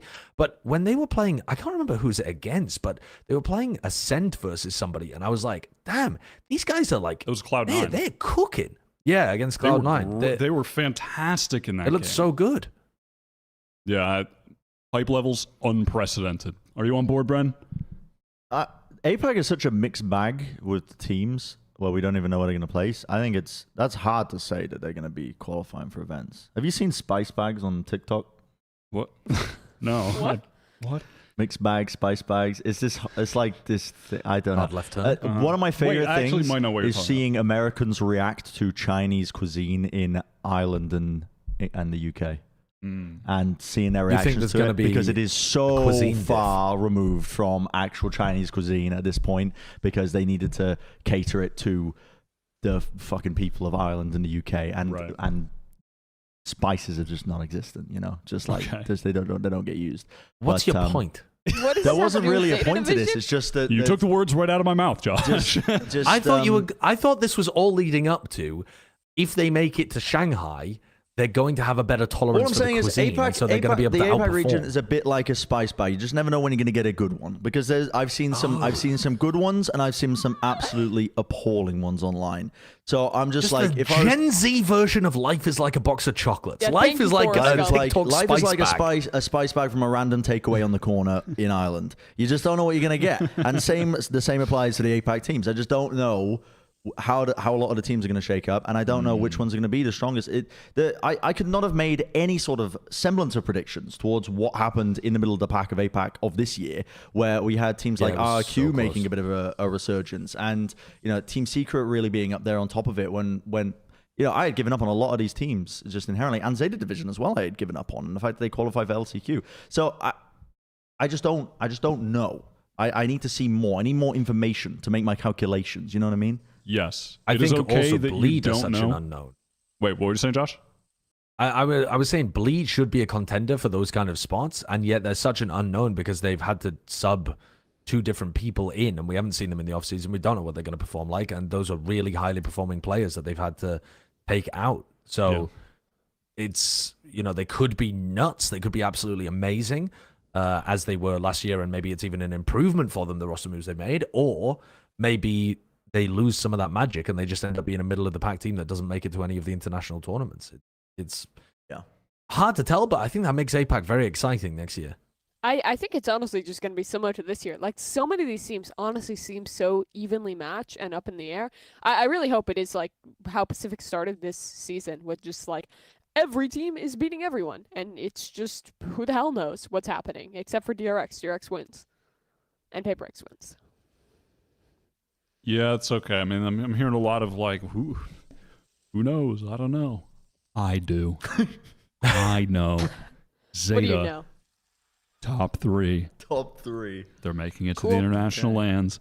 They're contending for playoffs. Wait for the next prediction post to come up. This is the evidence. Mark, remember this when you see a Reddit post. Yep. November 7th, 2024. Remember this moment. Okay? Okay. This is the moment. Let's talk about Cloud9's expectations now. Yeah. They've got to be a lot higher. I mean, this was...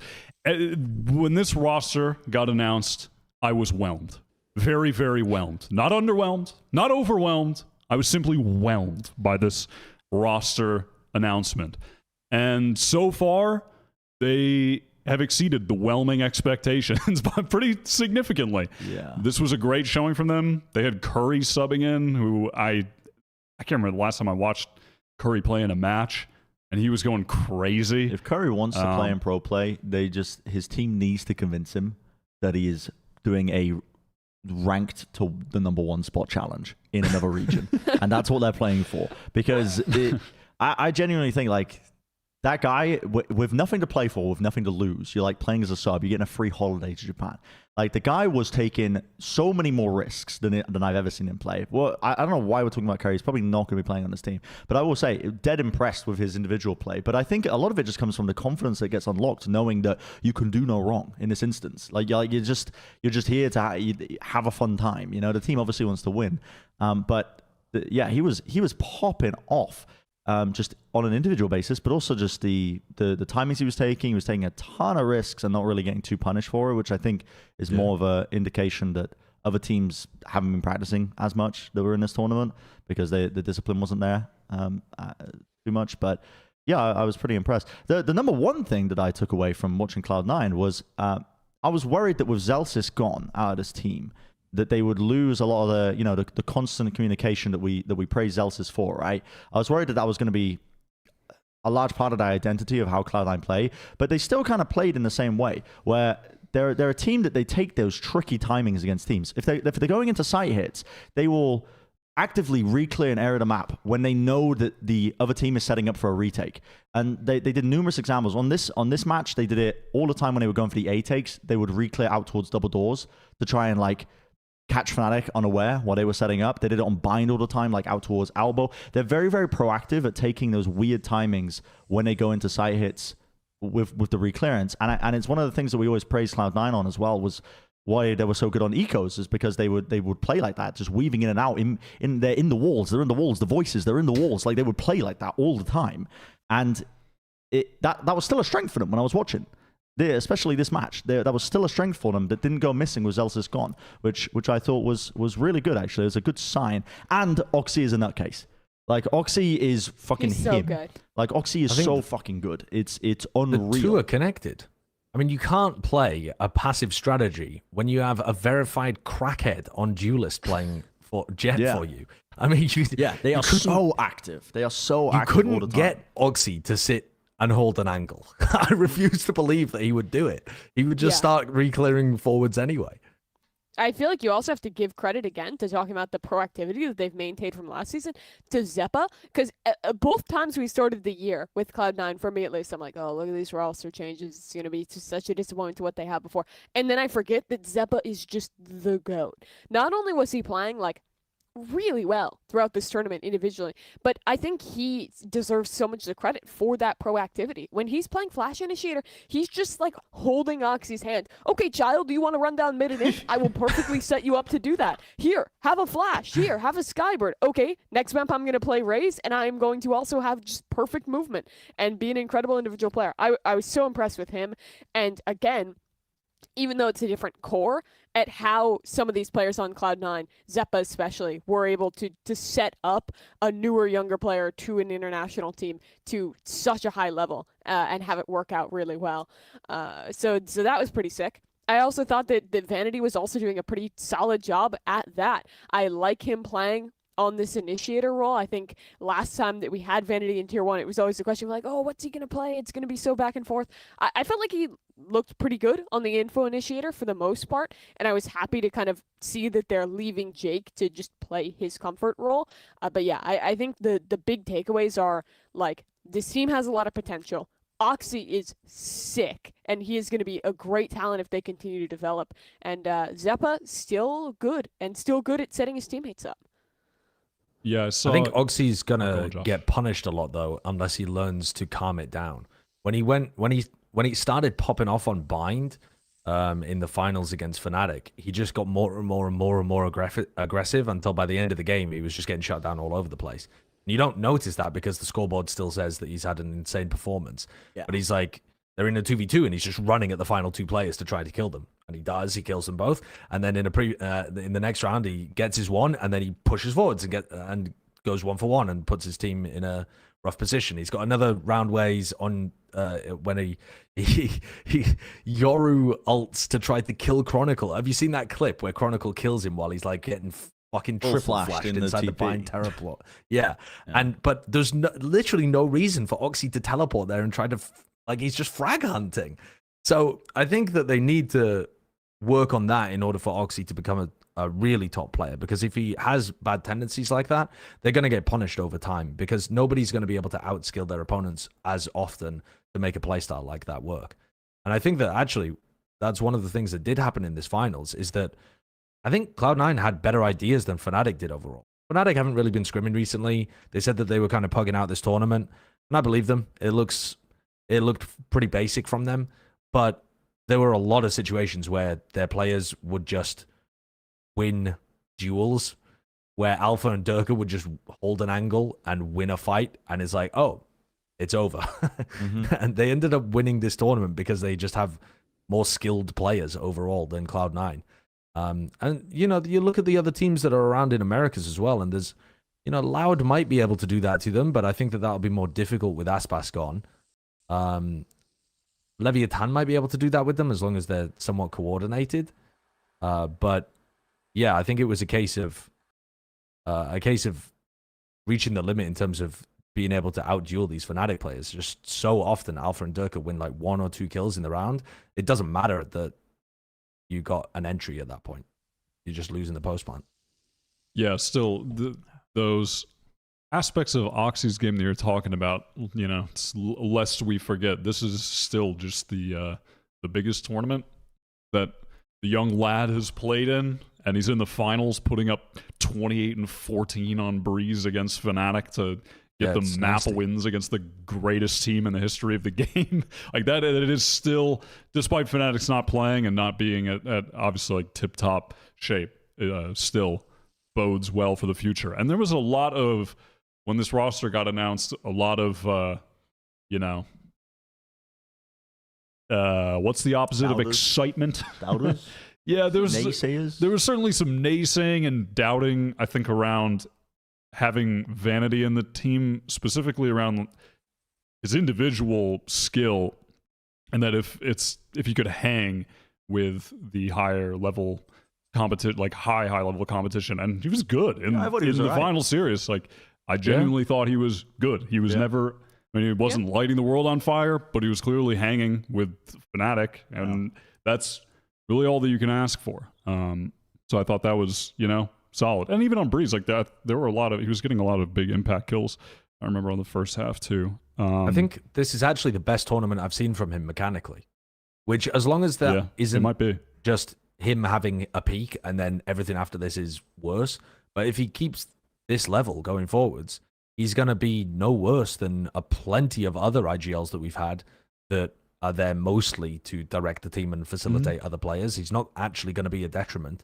So, and also I felt like his calling was at times really, really good in this. I was a little bit concerned towards the end of the finals where it looked like they were choking their balls off, but they managed to recover it actually, and they didn't have too bad of a performance after that. But where was it? It was like they were playing against Fnatic, and it was I think it was on Ascent actually, yeah. So it was from round 6 to round 11. They'd gone up for 5 rounds on their attack side, and they were just playing really poorly. And they managed to bring it back. They managed to win the map out, and then proceeded to lose the next 2. But it wasn't a terrible choking performance.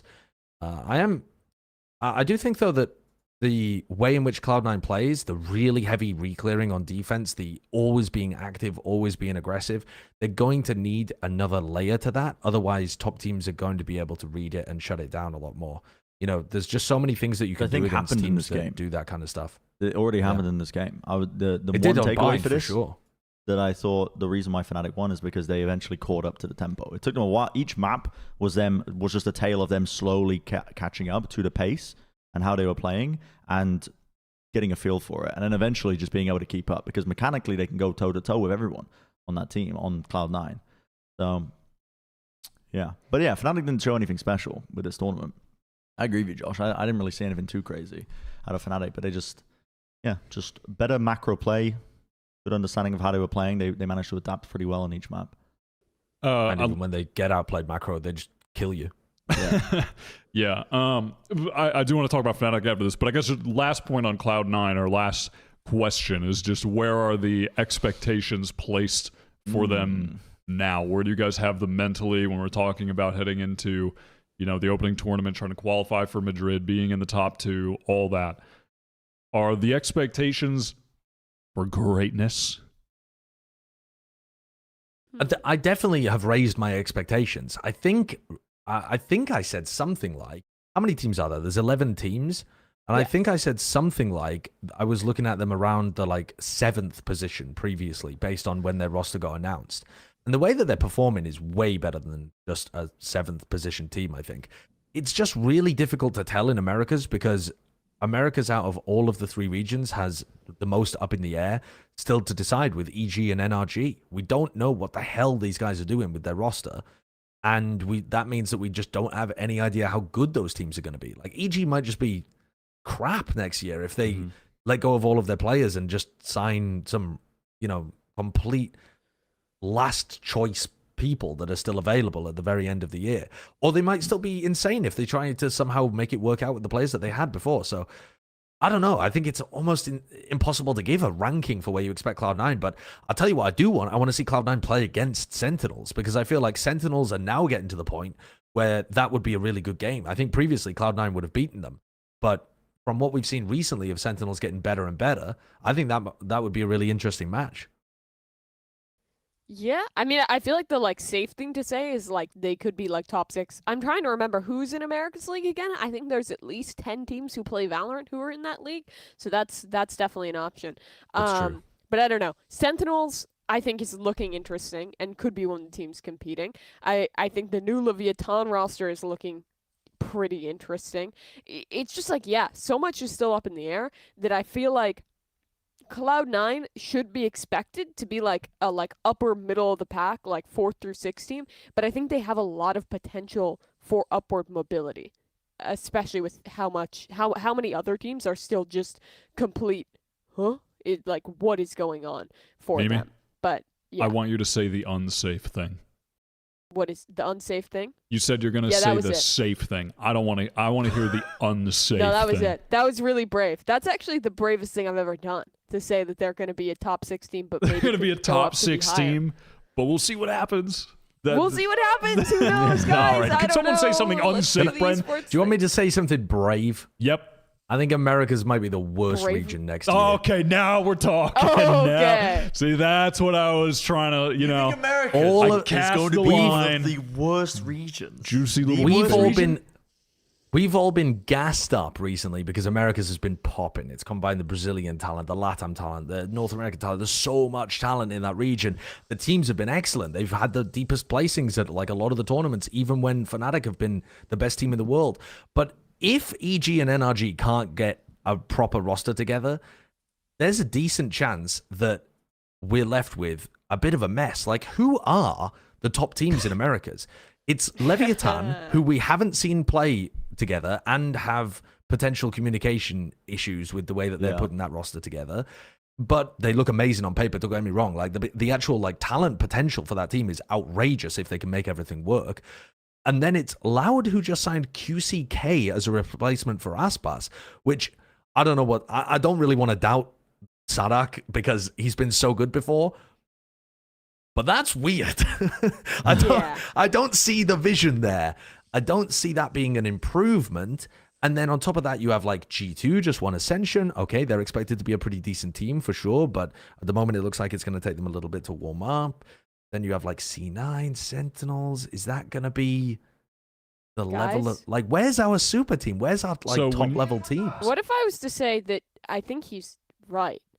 As much as I hate no. to say, I think Guys, he's right. no. Who is our team? Who is our team? Loud, You don't know Loud who is it's gonna dying. be. EG is disappearing. I mean, they're making weird decisions. We don't know what NRG is doing. Cloud9 looks fine. G2 looks fine. Sentinels looks like... There's no team. Everyone else has a squad. You have DRX and PaperX and Pacific, who both look... Well, more PaperX look pretty good. You have Fnatic and EMEA, who looks really good. A lot of the new EMEA rosters look really exciting. And then nothing wows me in North America. That's why I feel safe, because I don't know. No team is like, oh, they're going to win Americas. This is the fucking GOAT. Who is it? It doesn't exist. Might be What are you Loud. peering at me for? I already know which team it is. What team is it? Just like you believe in ZETA Division. Yeah. You look so concerned. I don't know. I don't know where you're taking me. Not crew, man. I mean, they might have Messi, but there's no crew. It's fucking Messi Sentinels. plays. Oh, Sentinels are the fucking team that are going to carry NA. And the Americas region, bro. Like, Sentinels, as soon as they work out a core fucking roster, they're a team that's playing in off-season tournaments, actively scrimming months before anybody else. They actually have talented players. They have a good fucking coaching staff. Okay. But whoa. What are they missing? Okay, hold on. Trophies, and they're going to fucking get them. Okay. But to take this to what Josh said, Okay. that the Americas are the worst region. Are they not straight the up, worst region that's straight because up of Sentinels? unfounded. We have so many more complete I think rosters it's in founded. Americas Well, okay, than wait. all the other regions. Josh, are you that's not including true. China? EMEA has the most. I mean, no, I wasn't including China. I kind of forgot that they were going to be involved, to be honest. But in terms of having like exciting rosters, I think... Yeah, I mean, China's probably going to be a mess, like the average level of the teams. Yeah. But they've got You a don't think lot NIP of really... are going to be doing damage on the international I scene? think that China's going to have some good teams, some surprising teams, but I think that it's definitely going to be like on the come up, and we're going to have to learn about who's good and learn about all of these, new players. So yeah, I wasn't really including them, I suppose. But I think, isn't Bren's a fact at the end there just a lie? I'm sure we don't have the most complete rosters out of everybody. Well, not complete When we rosters, don't but have like a the most clue rosters who's on with EG potential. and NRG. The most rosters with potential. I mean, EU's pretty much just complete. Doesn't well, EU EU has have a lot quite a lot of Vitality, Foot, Navi, Navi, Fnatic, Fnatic. That's good. Liquid, maybe. I mean, okay, we don't have to go crazy. Okay, But so yes, so Liquid four. maybe, So yes. 4 teams. Americas, we've got Lev. You don't have faith in Yeah. Loud, but Cloud9, Well, no, you can put Loud in Sen, there. I just had a question about them. Loud. I don't know if I put Cloud9 on the same level. 100 yeah. Thieves if EG stop But I trolling mean, they and are holding like their players Cloud9 in a beat prison. Foot. If we're putting them in the same, yeah. I mean, maybe I'm wrong. Maybe I'm just coming from a point of view of America's clearly being the most stacked region last year, and now it doesn't feel like they're clearly the most stacked. So I'm overreacting to they might be the weakest. But I definitely feel like there's a kernel of truth in here that the region looks like we've broken apart some stuff that was working, and it might be weaker than last year as a result of that. I mean, I think the biggest issue is just every super team we had got broken up from last year, and just the talent pool is split. We don't know where 90% of the EG players are going, so that's literally our best team of last year completely split up that we have no idea about. We have a lot of Loud from last year that was our other like super exciting team split up. NRG doesn't have like Finesse playing anymore. They're getting split up. It's just we've been scattered to the winds, and our brains in NA and in Americas have been so conditioned to be like, oh, we're gonna have the Optic core, we're gonna have the Loud core, we're gonna have EG, we're gonna have these teams that were always our teams, and now they're all gone, and we don't know what to think. And the North American brain cannot handle change. Yeah, true. Sentinels. What was their old team name before they rebranded the Sentinels? Phoenix 1? Phoenix 1, and from the ashes they will rise fucking again. Sentinels as the number one team in America. I'm telling you now, it's gonna happen. I think that is the team that you need to pin your hopes on. But also you can't, because we have our biases, right? Josh hates Sentinels. We have our biases. That's not true. You gotta remove your biases away from it. But also, this is to all the little fans of Sentinels. You gotta remove your biases. If Tens doesn't end up playing, you just got to remove your biases there, because it might be for the best. Even though I think Tens is a fantastic player, I think there's only 5 slots on the roster. I don't really know how they would make it work with the players. I don't think they're gonna get rid of Tens ever. No, they won't. I don't what think the they get rid of hell? What were we talking about to get on this tangent, by the way? We talking about because Mimi said, I'm going to say the safe thing. And then I said, can you say the unsafe thing? And then you said, I'll say something brave. And then you said that America's is the worst region. That's how we got on this topic. That's how, and it's a good topic. I mean, you led us down on the light path in that image where there's the dark castle and the light castle. You brought us to the light castle of good discussion. I think, now listen, what are the odds of APAC being better than NA, though? Because, Possible. I mean, there's a lot of good teams in APAC this year. A lot of good teams. I think that they're going to be at least neck and neck. Genuinely. I mean, and also this is still... T1 and Gen.G still don't totally understand what's going on there because I'm ignorant. And if they end up being as good as I'm seeing some people hyping them up to be...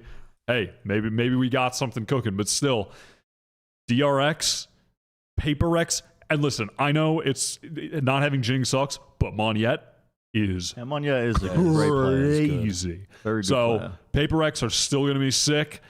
Y'all know I think ZETA are going to be sick next year. And then from there, you know, we got. How good are Bleed going to be? I'm looking at Gen.G. I'm looking at T1. Detonation focus me. I'm looking at Detonation and Global Esports. No, you're not looking at Detonation. No. Don't look at that. Don't look. But no, I think... Close your eyes. Listen, it's dependent for me on Bleed, T1, and Gen.G, really, and where I think they're going to end up being. And maybe I mean, I might be writing off some of the other teams as not being able to compete in the higher tier. Totally possible, but... I think there's a reasonable chance, not even reasonable, I think there's a good shot that it's basically like just APAC is getting right up there to the same level as, at least like basically at the same level as NA. I'm actually looking more at RRQ than I am at Gen.G. Because what's going on the Gen.G... So they're rumored to be picking up. Actually, maybe they've announced it. I get lost in the leaks versus official announcements at the moment in the off season. But they're looking towards Jemkin. I think they already announced Estrella on the roster. I think they announced Jemkin, didn't they?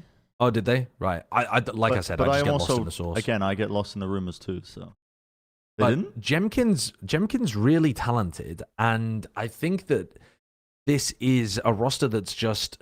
They already had something cooking. Like when you watched RRQ games last year, there were some games where you were like, damn, this team's about to be really good. And then, you know, a couple weeks later, it would be like, fuck, they've regressed again. But I think that if they can find... That was the what a shit website. That was the Gemkin announcement. But they posted it again. They posted it again. I yeah. clicked this. And I just They did post it again because I had the same thing on one of the previous episodes, Kurt, when I was trying to find the tweet. Yeah. But yeah, No, you're right. They but did announce I it. agree And with you, here's- Josh. Yeah. Here's one of the reasons why I'm not super high on Gen.G, though, as well. I assume that it's going to be Munchkin IGLing. I mean, I don't know whether that's true, but looking at the rumored roster that they've got going on, I don't see Meteor or Texture being the IGL for the team. They're both overlapping as well in terms of the roles that they like to play usually. And I think that Texture's a smarter player than Meteor is, which probably means that he's not going to be on due list, which means that you're still going to get the Meteor overheats happening. And then is Jojo going to be IGLing maybe? But actually, yeah, did Jojo IGL for Northeption? I think he did, didn't he? Because Jojo was the Korean player that was also good playing on Northeption, though. He was, yeah. I he was a think good he was player. IGLing. I can't remember. I mean, that's Lord knows. You don't. Um, You get 10 different answers in chat. That's how you find it. Yep. yeah. I mean, even Yeah. I mean, there's find just it out. you're not. I mean, you're never gonna discover the truth. You'll. But the chat is saying yes, he was the IGL for Fennel. Oh, there you go. It's in the Twitter description there. Professional Valorant IGL. That's awesome. Why does he only have one leg? He has He two. does. The other It's one's behind two. his first It's leg. behind He's, the he's behind in the the soy first leg. position. Yeah. What do you mean the Soy soy position? position? position? He's in the. Can I please have some water? I do really like that. He's crossing his I mean, little legs and standing. guess I and know- He's asking for something I guess I really know what you mean. sweetly. The soy position. Me when I need my Beyond Burger. I really want to be on burger. All right. One of my 5 a day. Oh wait, we didn't talk about Fnatic. Yeah, we did talk about Fnatic. Okay, let's They're circle good back. still. I hearken us back to the Red Bull tournament. Fnatic Yes, my lord. win. Is their 2024 now cursed akin to 100 Thieves? I'm going to say no. I'm going to go out on a limb. I'm going to go out on a limb and say that wasn't a curse, and Fnatic are going to be fine, honestly. I think they're screwed. They won the Red Bull home ground. It's over. It's over for them. We'll agree to disagree. All right. First point that I'm going to make here. Leo. He's very good. That's my only point. Yes, Leo's Brent, take They're it away. fantastic. I thought that there wasn't much new being shown by Fnatic because they said that they weren't scrimming right heading into this. Yeah. And they didn't get much practice, so we didn't really get to see like any indicators of what the new coaching staff was going to bring or any new ideas. They were just taking it easy and having a bit of a holiday, but it was still enough to carry them through the tournament. Like the individual play is still there. It's still incredibly strong. They were using a lot of their old ideas, and it was still working. Like, I saw there was a few new stuff actually that I was noticing with Alfie, and it was like, I don't know if he was doing this before, and I don't know if it was just in adaptation to what people were doing, but like, the turret in Garage on Haven, he was like tucking it further and further in the more it was getting broken until so it would still give a little bit of information. But then he was also doing the classic thing, when you ping out the position, exactly as soon as the turret takes contact, it makes a noise. You just fire. And even though you're smoked off in Garage window, you still get a kill. He was doing that. So it was just like, there was some cool individual stuff that I was spotting from Fnatic, but overall it was just like the individuals being just incredibly good. The chemistry's still there with the team, making sure that they were playing well. It was more puggy. They were still there were still gaps in the play. Like that's why Curry was running rampant. I thought like there's no way that Curry was getting away with most of the stuff that he was doing against a team like Fnatic, and they did adapt to it over a lot of the maps. But oh yeah, dude, Kirk, can you pull up round 17 from Breeze in the final? It was just it came to mind because of what you're saying Breeze, about they look Curry. really untested at. They definitely look like they had not practiced that map much in the new iteration. 100%. I think they actually, when I was watching them play Breeze against DRX as well, they looked like they were just doing a lot of their old stuff. They were playing very aggressive on the defense side with Durka. They were trying to push down and get him in really advanced positions. I think the comp just sucks, man. I think the Viper Harbor is the truth on this map. I think people playing solo Viper are going to get gapped because it just makes you so much more. it limits you a lot more when you have to just play with one smoke, and that's the wall that you have to use the whole time. It just reduces the creativity a ton. And Alpha's still getting good value on the defense side in particular.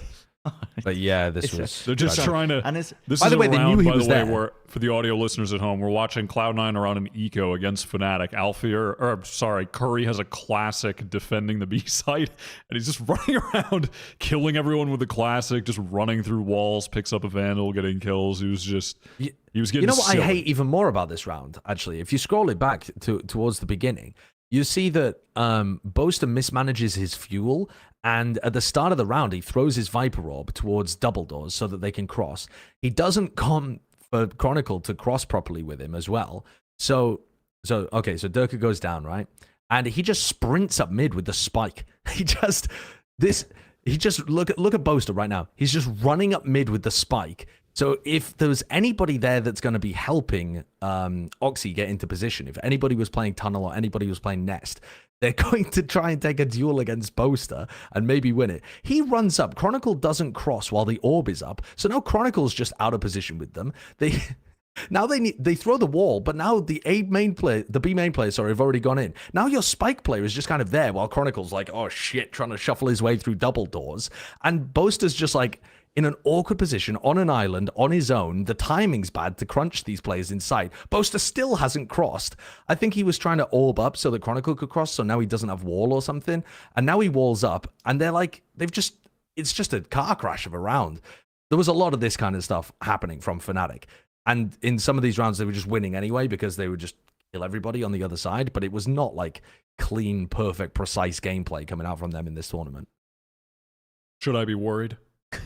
No. No. Okay. Yeah, I know I'm not. won. I'm just listen. I just have to ask for the people at home who maybe they're just vibing. Like, concerned. this is like their third tournament they've gotten to go to Japan. It's like, guys, fucking pull out the old strap book. We're chilling out. Just win this one. You get a week to chill. All good. Like, I don't know. They showed some new stuff. It was pretty good. It's Fnatic. The only thing that's off-season event.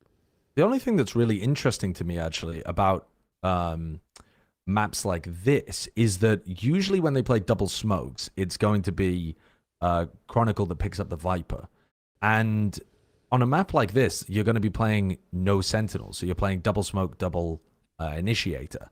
At least that's what the meta seems to be trending towards.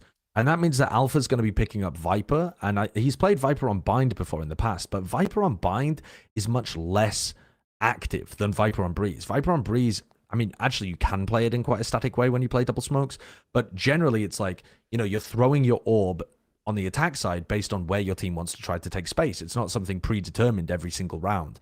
And the way that Boaster plays it when he's playing the solo smokes is that he sometimes holds the wall on defense, waiting for where the attacker wall's going to go. There's like a lot more to it than just, if you think about how you play Viper on Bind, you literally put the wall down short and you throw the Viper Orb lineup in the same place every single attacking round, no matter what. And Alpha would stand in market and shoot his little snakebite over towards B long, and he just played like the same shit all the time. And then he's like, right, I've got rid of my utility, time to frag the fuck out. And that's Alpha. So I think it's going to be interesting if they do go over to Viper Harbor comps, seeing him play a different style of Viper that actually requires more brain usage. Oh yeah, Bala's in the chat reminded me that Alpha's just going to play Broken Trip Cypher. I forgot that all of this is on the old patch where Cypher isn't as busted. So maybe that's not going to become the meta anymore. But I still think that Viper Harbor is really good. So maybe people just play Solo Initiator on this map, and the meta's like Viper Harbor Cypher. I don't know. Yeah. Cool. Well, Leo's good, by the way. Just the 3K clutch 1v3. He was going crazy that whole series. Definitely helps when he's just one of those players that I mean, I guess from the clutches, what's that copy paste about, like, you don't remember this guy kill? He gets all these kills, but you don't remember, but you remember a Hiko clutch, or like whatever that copy paste. You know what I'm talking about? That was Leo in a lot of this. So, I mean, that's kind of Leo a lot of the times. Dude, but that Hiko clutch, he's just in like Berlin? 18 and Holy 6 on the shit, last that map. was so For no sick. reason. Do you guys remember? It was against Gambit. He like 1v3'd, man. Is that the most So iconic sick. Valorant play of all time? It has to Yeah, be. it was Hiko, absolutely. That's one of the great America sports moments of You all mean time. on Icebox? Yeah. That's like when we won the Super Bowl last year. I It's think up too there. many new fans have joined the game to the point where I don't think that can be the most iconic play anymore. Well, I think but that the doesn't the count viewership for has just like gone up so much. I don't know what's an iconic what's like an iconic I don't know like Dan Marino play.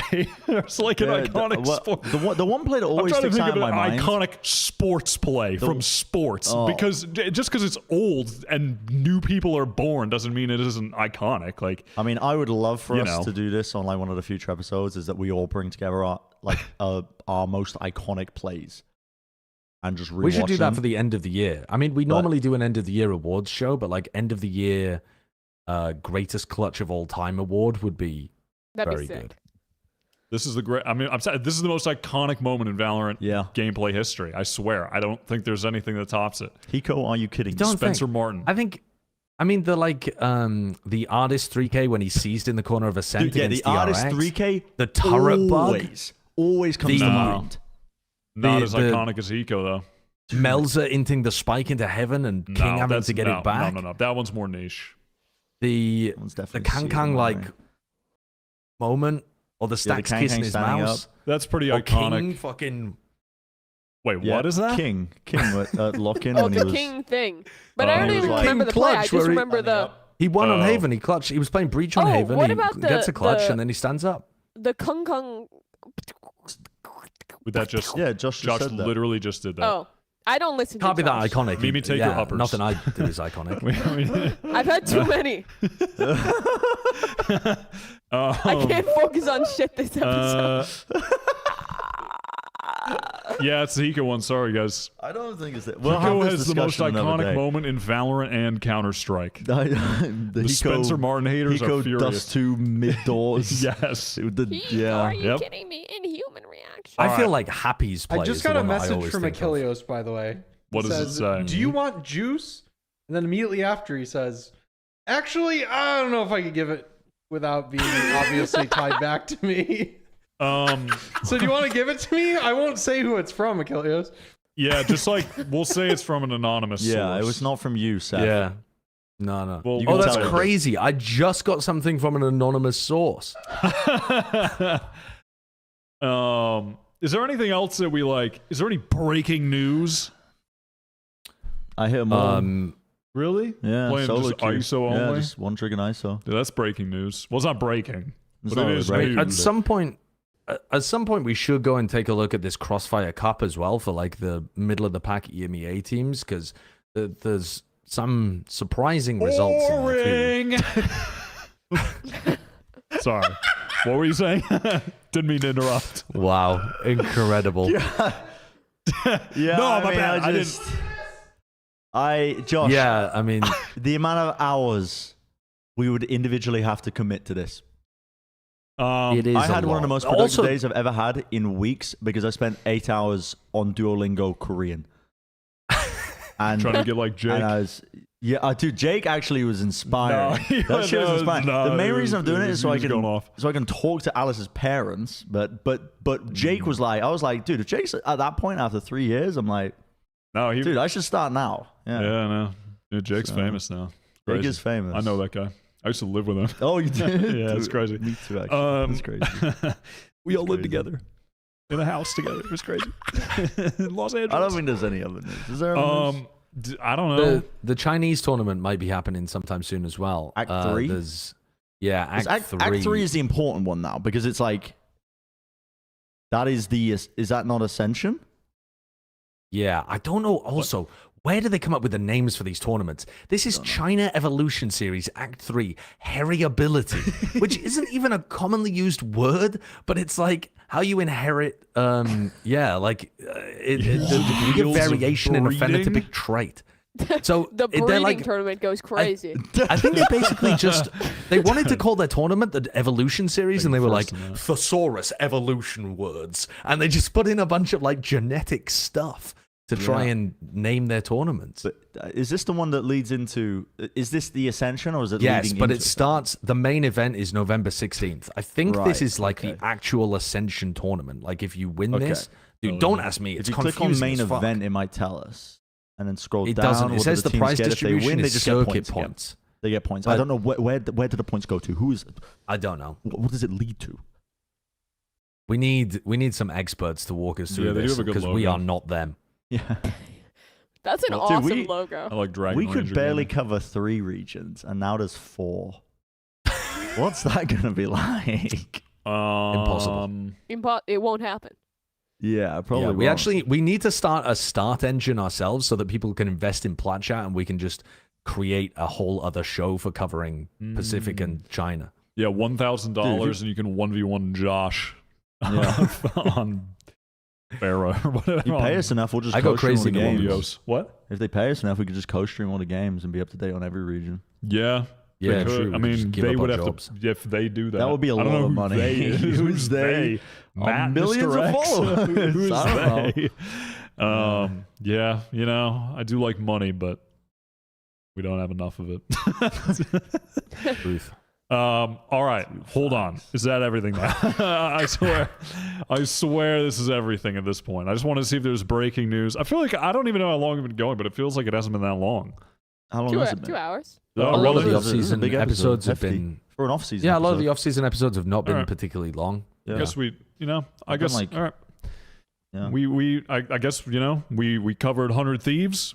We talked Sentinels being the best team in America. Messi. We talked urban planning briefly. We did. talked Only briefly. we talked the GOAT, Lionel Messi. We talked evil geniuses. And we talked I think that's I mean, yeah, I think we talked about everything that's important. If we miss something, we'll talk about it next time. I don't know. Well, I mean, yeah, We probably won't, but... that's fine. All Oh, right. we should end by doing the Valorantal. What? Oh, yeah. We should end by doing the Okay, Valorantal. we'll do the The Valorant. Valorantal. Do the Valorantal. Yes, Okay. honey. Yes, I Dad. enjoy doing it. Am I the No, only it's person fun, that it's fun, it's enjoys fun. doing this? Me! Of I did America. America's last Let's do week. champions. You did Champions. Yep. All right. Let's do this thing. So what is this just a player that was at champs? At champions. Yeah, Any yeah, champs? a champs from last year. Oh, Yeah, wow. name a Boost player. you. Name But any player. any player. Boost you. Okay. Oh, wait, it's a team from Americas, but it's not a US player. And they did play Killjoy, but less than Boostio. So it's and a they're not an Brazilian IGL. player, probably. Or Latam. Less. Or Canadian. I think Canadian Less. and America are the same Did thing. Les play less Killjoy than Boostio? Wait. Yeah, because they Yes. played Quite a lot of Viper. Viper. Yeah. Played a lot Yes, of it's Viper. less. Is it less? Oh, it's not Okay. less. Oh, less. Okay, this person didn't play Viper, but they did play Killjoy. What the hell? Not on on Okay. loud. So it must So- be a crew player then. Dude, where is Is Victor Canadian or is he American?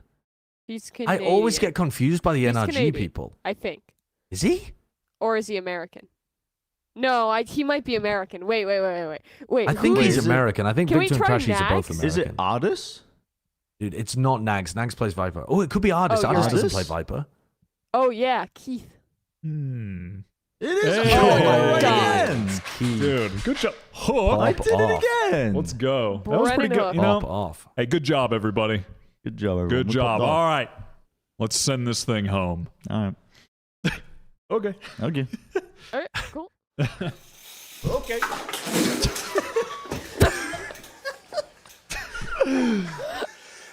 Hold on. It's Wyatt's Weekly Award. All right. It's the weekly award for the Westlake Youth Soccer Spring 2013.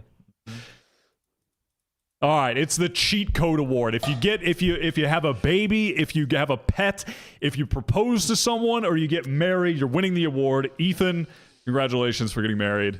You know, that's an easy Wyatt's That Weekly is an easy Award. You know what Wyatt's I mean? Weekly Award, Congrats. A very special day, special moment. Josh, you're the married one here. Can you speak to the importance of a day like this? Yeah, that's something you'll remember for the rest of your life, Ethan. I hope you have a very lovely time in your future. I'm sure it means more to you than your Valorant career. It should. We'll see what happens with EG and with you, but don't worry, you'll always have this. Was that a bad Josh. speech? Why would you say that last Josh, part? that's Just for not. everyone here, make sure no one asks Josh to be your best man if you get married. Don't. no, I mean, you put me on the Absolute- fucking spot. You put me on the spot. What more do you want from me? Because you're the marriage expert. I'm not married.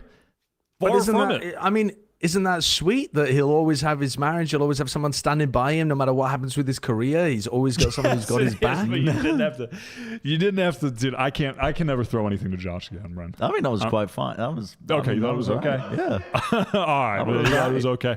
All right, Okay, well, that's- I hope this relationship ends in death. That's really sweet. I mean, That's sweet. It's sweet. It's just there has to be a better way of. You don't phrasing say it. that. There's just another way to word that. this whole episode has been a testament to it's not what you say, it's how you say it. And Josh has said nothing correctly in 2.5 hours. It's shocking. It's appalling. I can't do this anymore. I can't deal with this bullshit. But congratulations, Ethan, on getting married, and I hope that the off season and everything works out for you. And we'll see. So I you've hope just you done and the your same wife thing. live to a long. I mean, happy yes. Well, yeah, because I hope things go. I can't hope that things go well for him. I'm not allowed to hope that things go well for a good guy. That's fine. That's what I'm I know saying. it is I'm fine. hoping Why- things go well. What? I'm hoping things go well for him as well. We just said the same thing. Yeah, but you didn't said it in. No, really we say didn't. the We same said thing. the same. We had the same meaning, but we said the different things. You know what I mean? Dude, Josh, you're the type of guy who would be like, if you're getting off a flight with a flight attendant, you just say like, "Have a good life," instead of "Have a good day." just implying that you're gonna kill That's them even at better. some point soon. No, that's even better. Have a good life means have a good all the rest of your life. Have a good day. What the day after might be it's so shit. threatening. No, that's so. No one says that in a positive Have way. a good rest of your life. I People hope only it's say that long. when they're upset. Yeah, It's like when you say have like a you good break life, up with someone. Josh. Have a nice life. It's messed up. Yeah. I mean, Don't tell me to have a nice life. You have a nice life. All I right. will have a nice life. Thank you. Dude, I'm out of here. I don't want to see Josh for 7 days. I'm out of here. I can't do it anymore. Thank you guys for watching Plat Valorant episode 153. Make sure to subscribe. Hit the bell if you want notifications on. Check us out on Spotify if you need something to listen to in your car. Shout out to those of you listening while playing Deathmatch, those of you listening while you're in your cubicle, and those of you listening while you're cleaning your house. We'll see you for episode 154. Goodbye. Bye.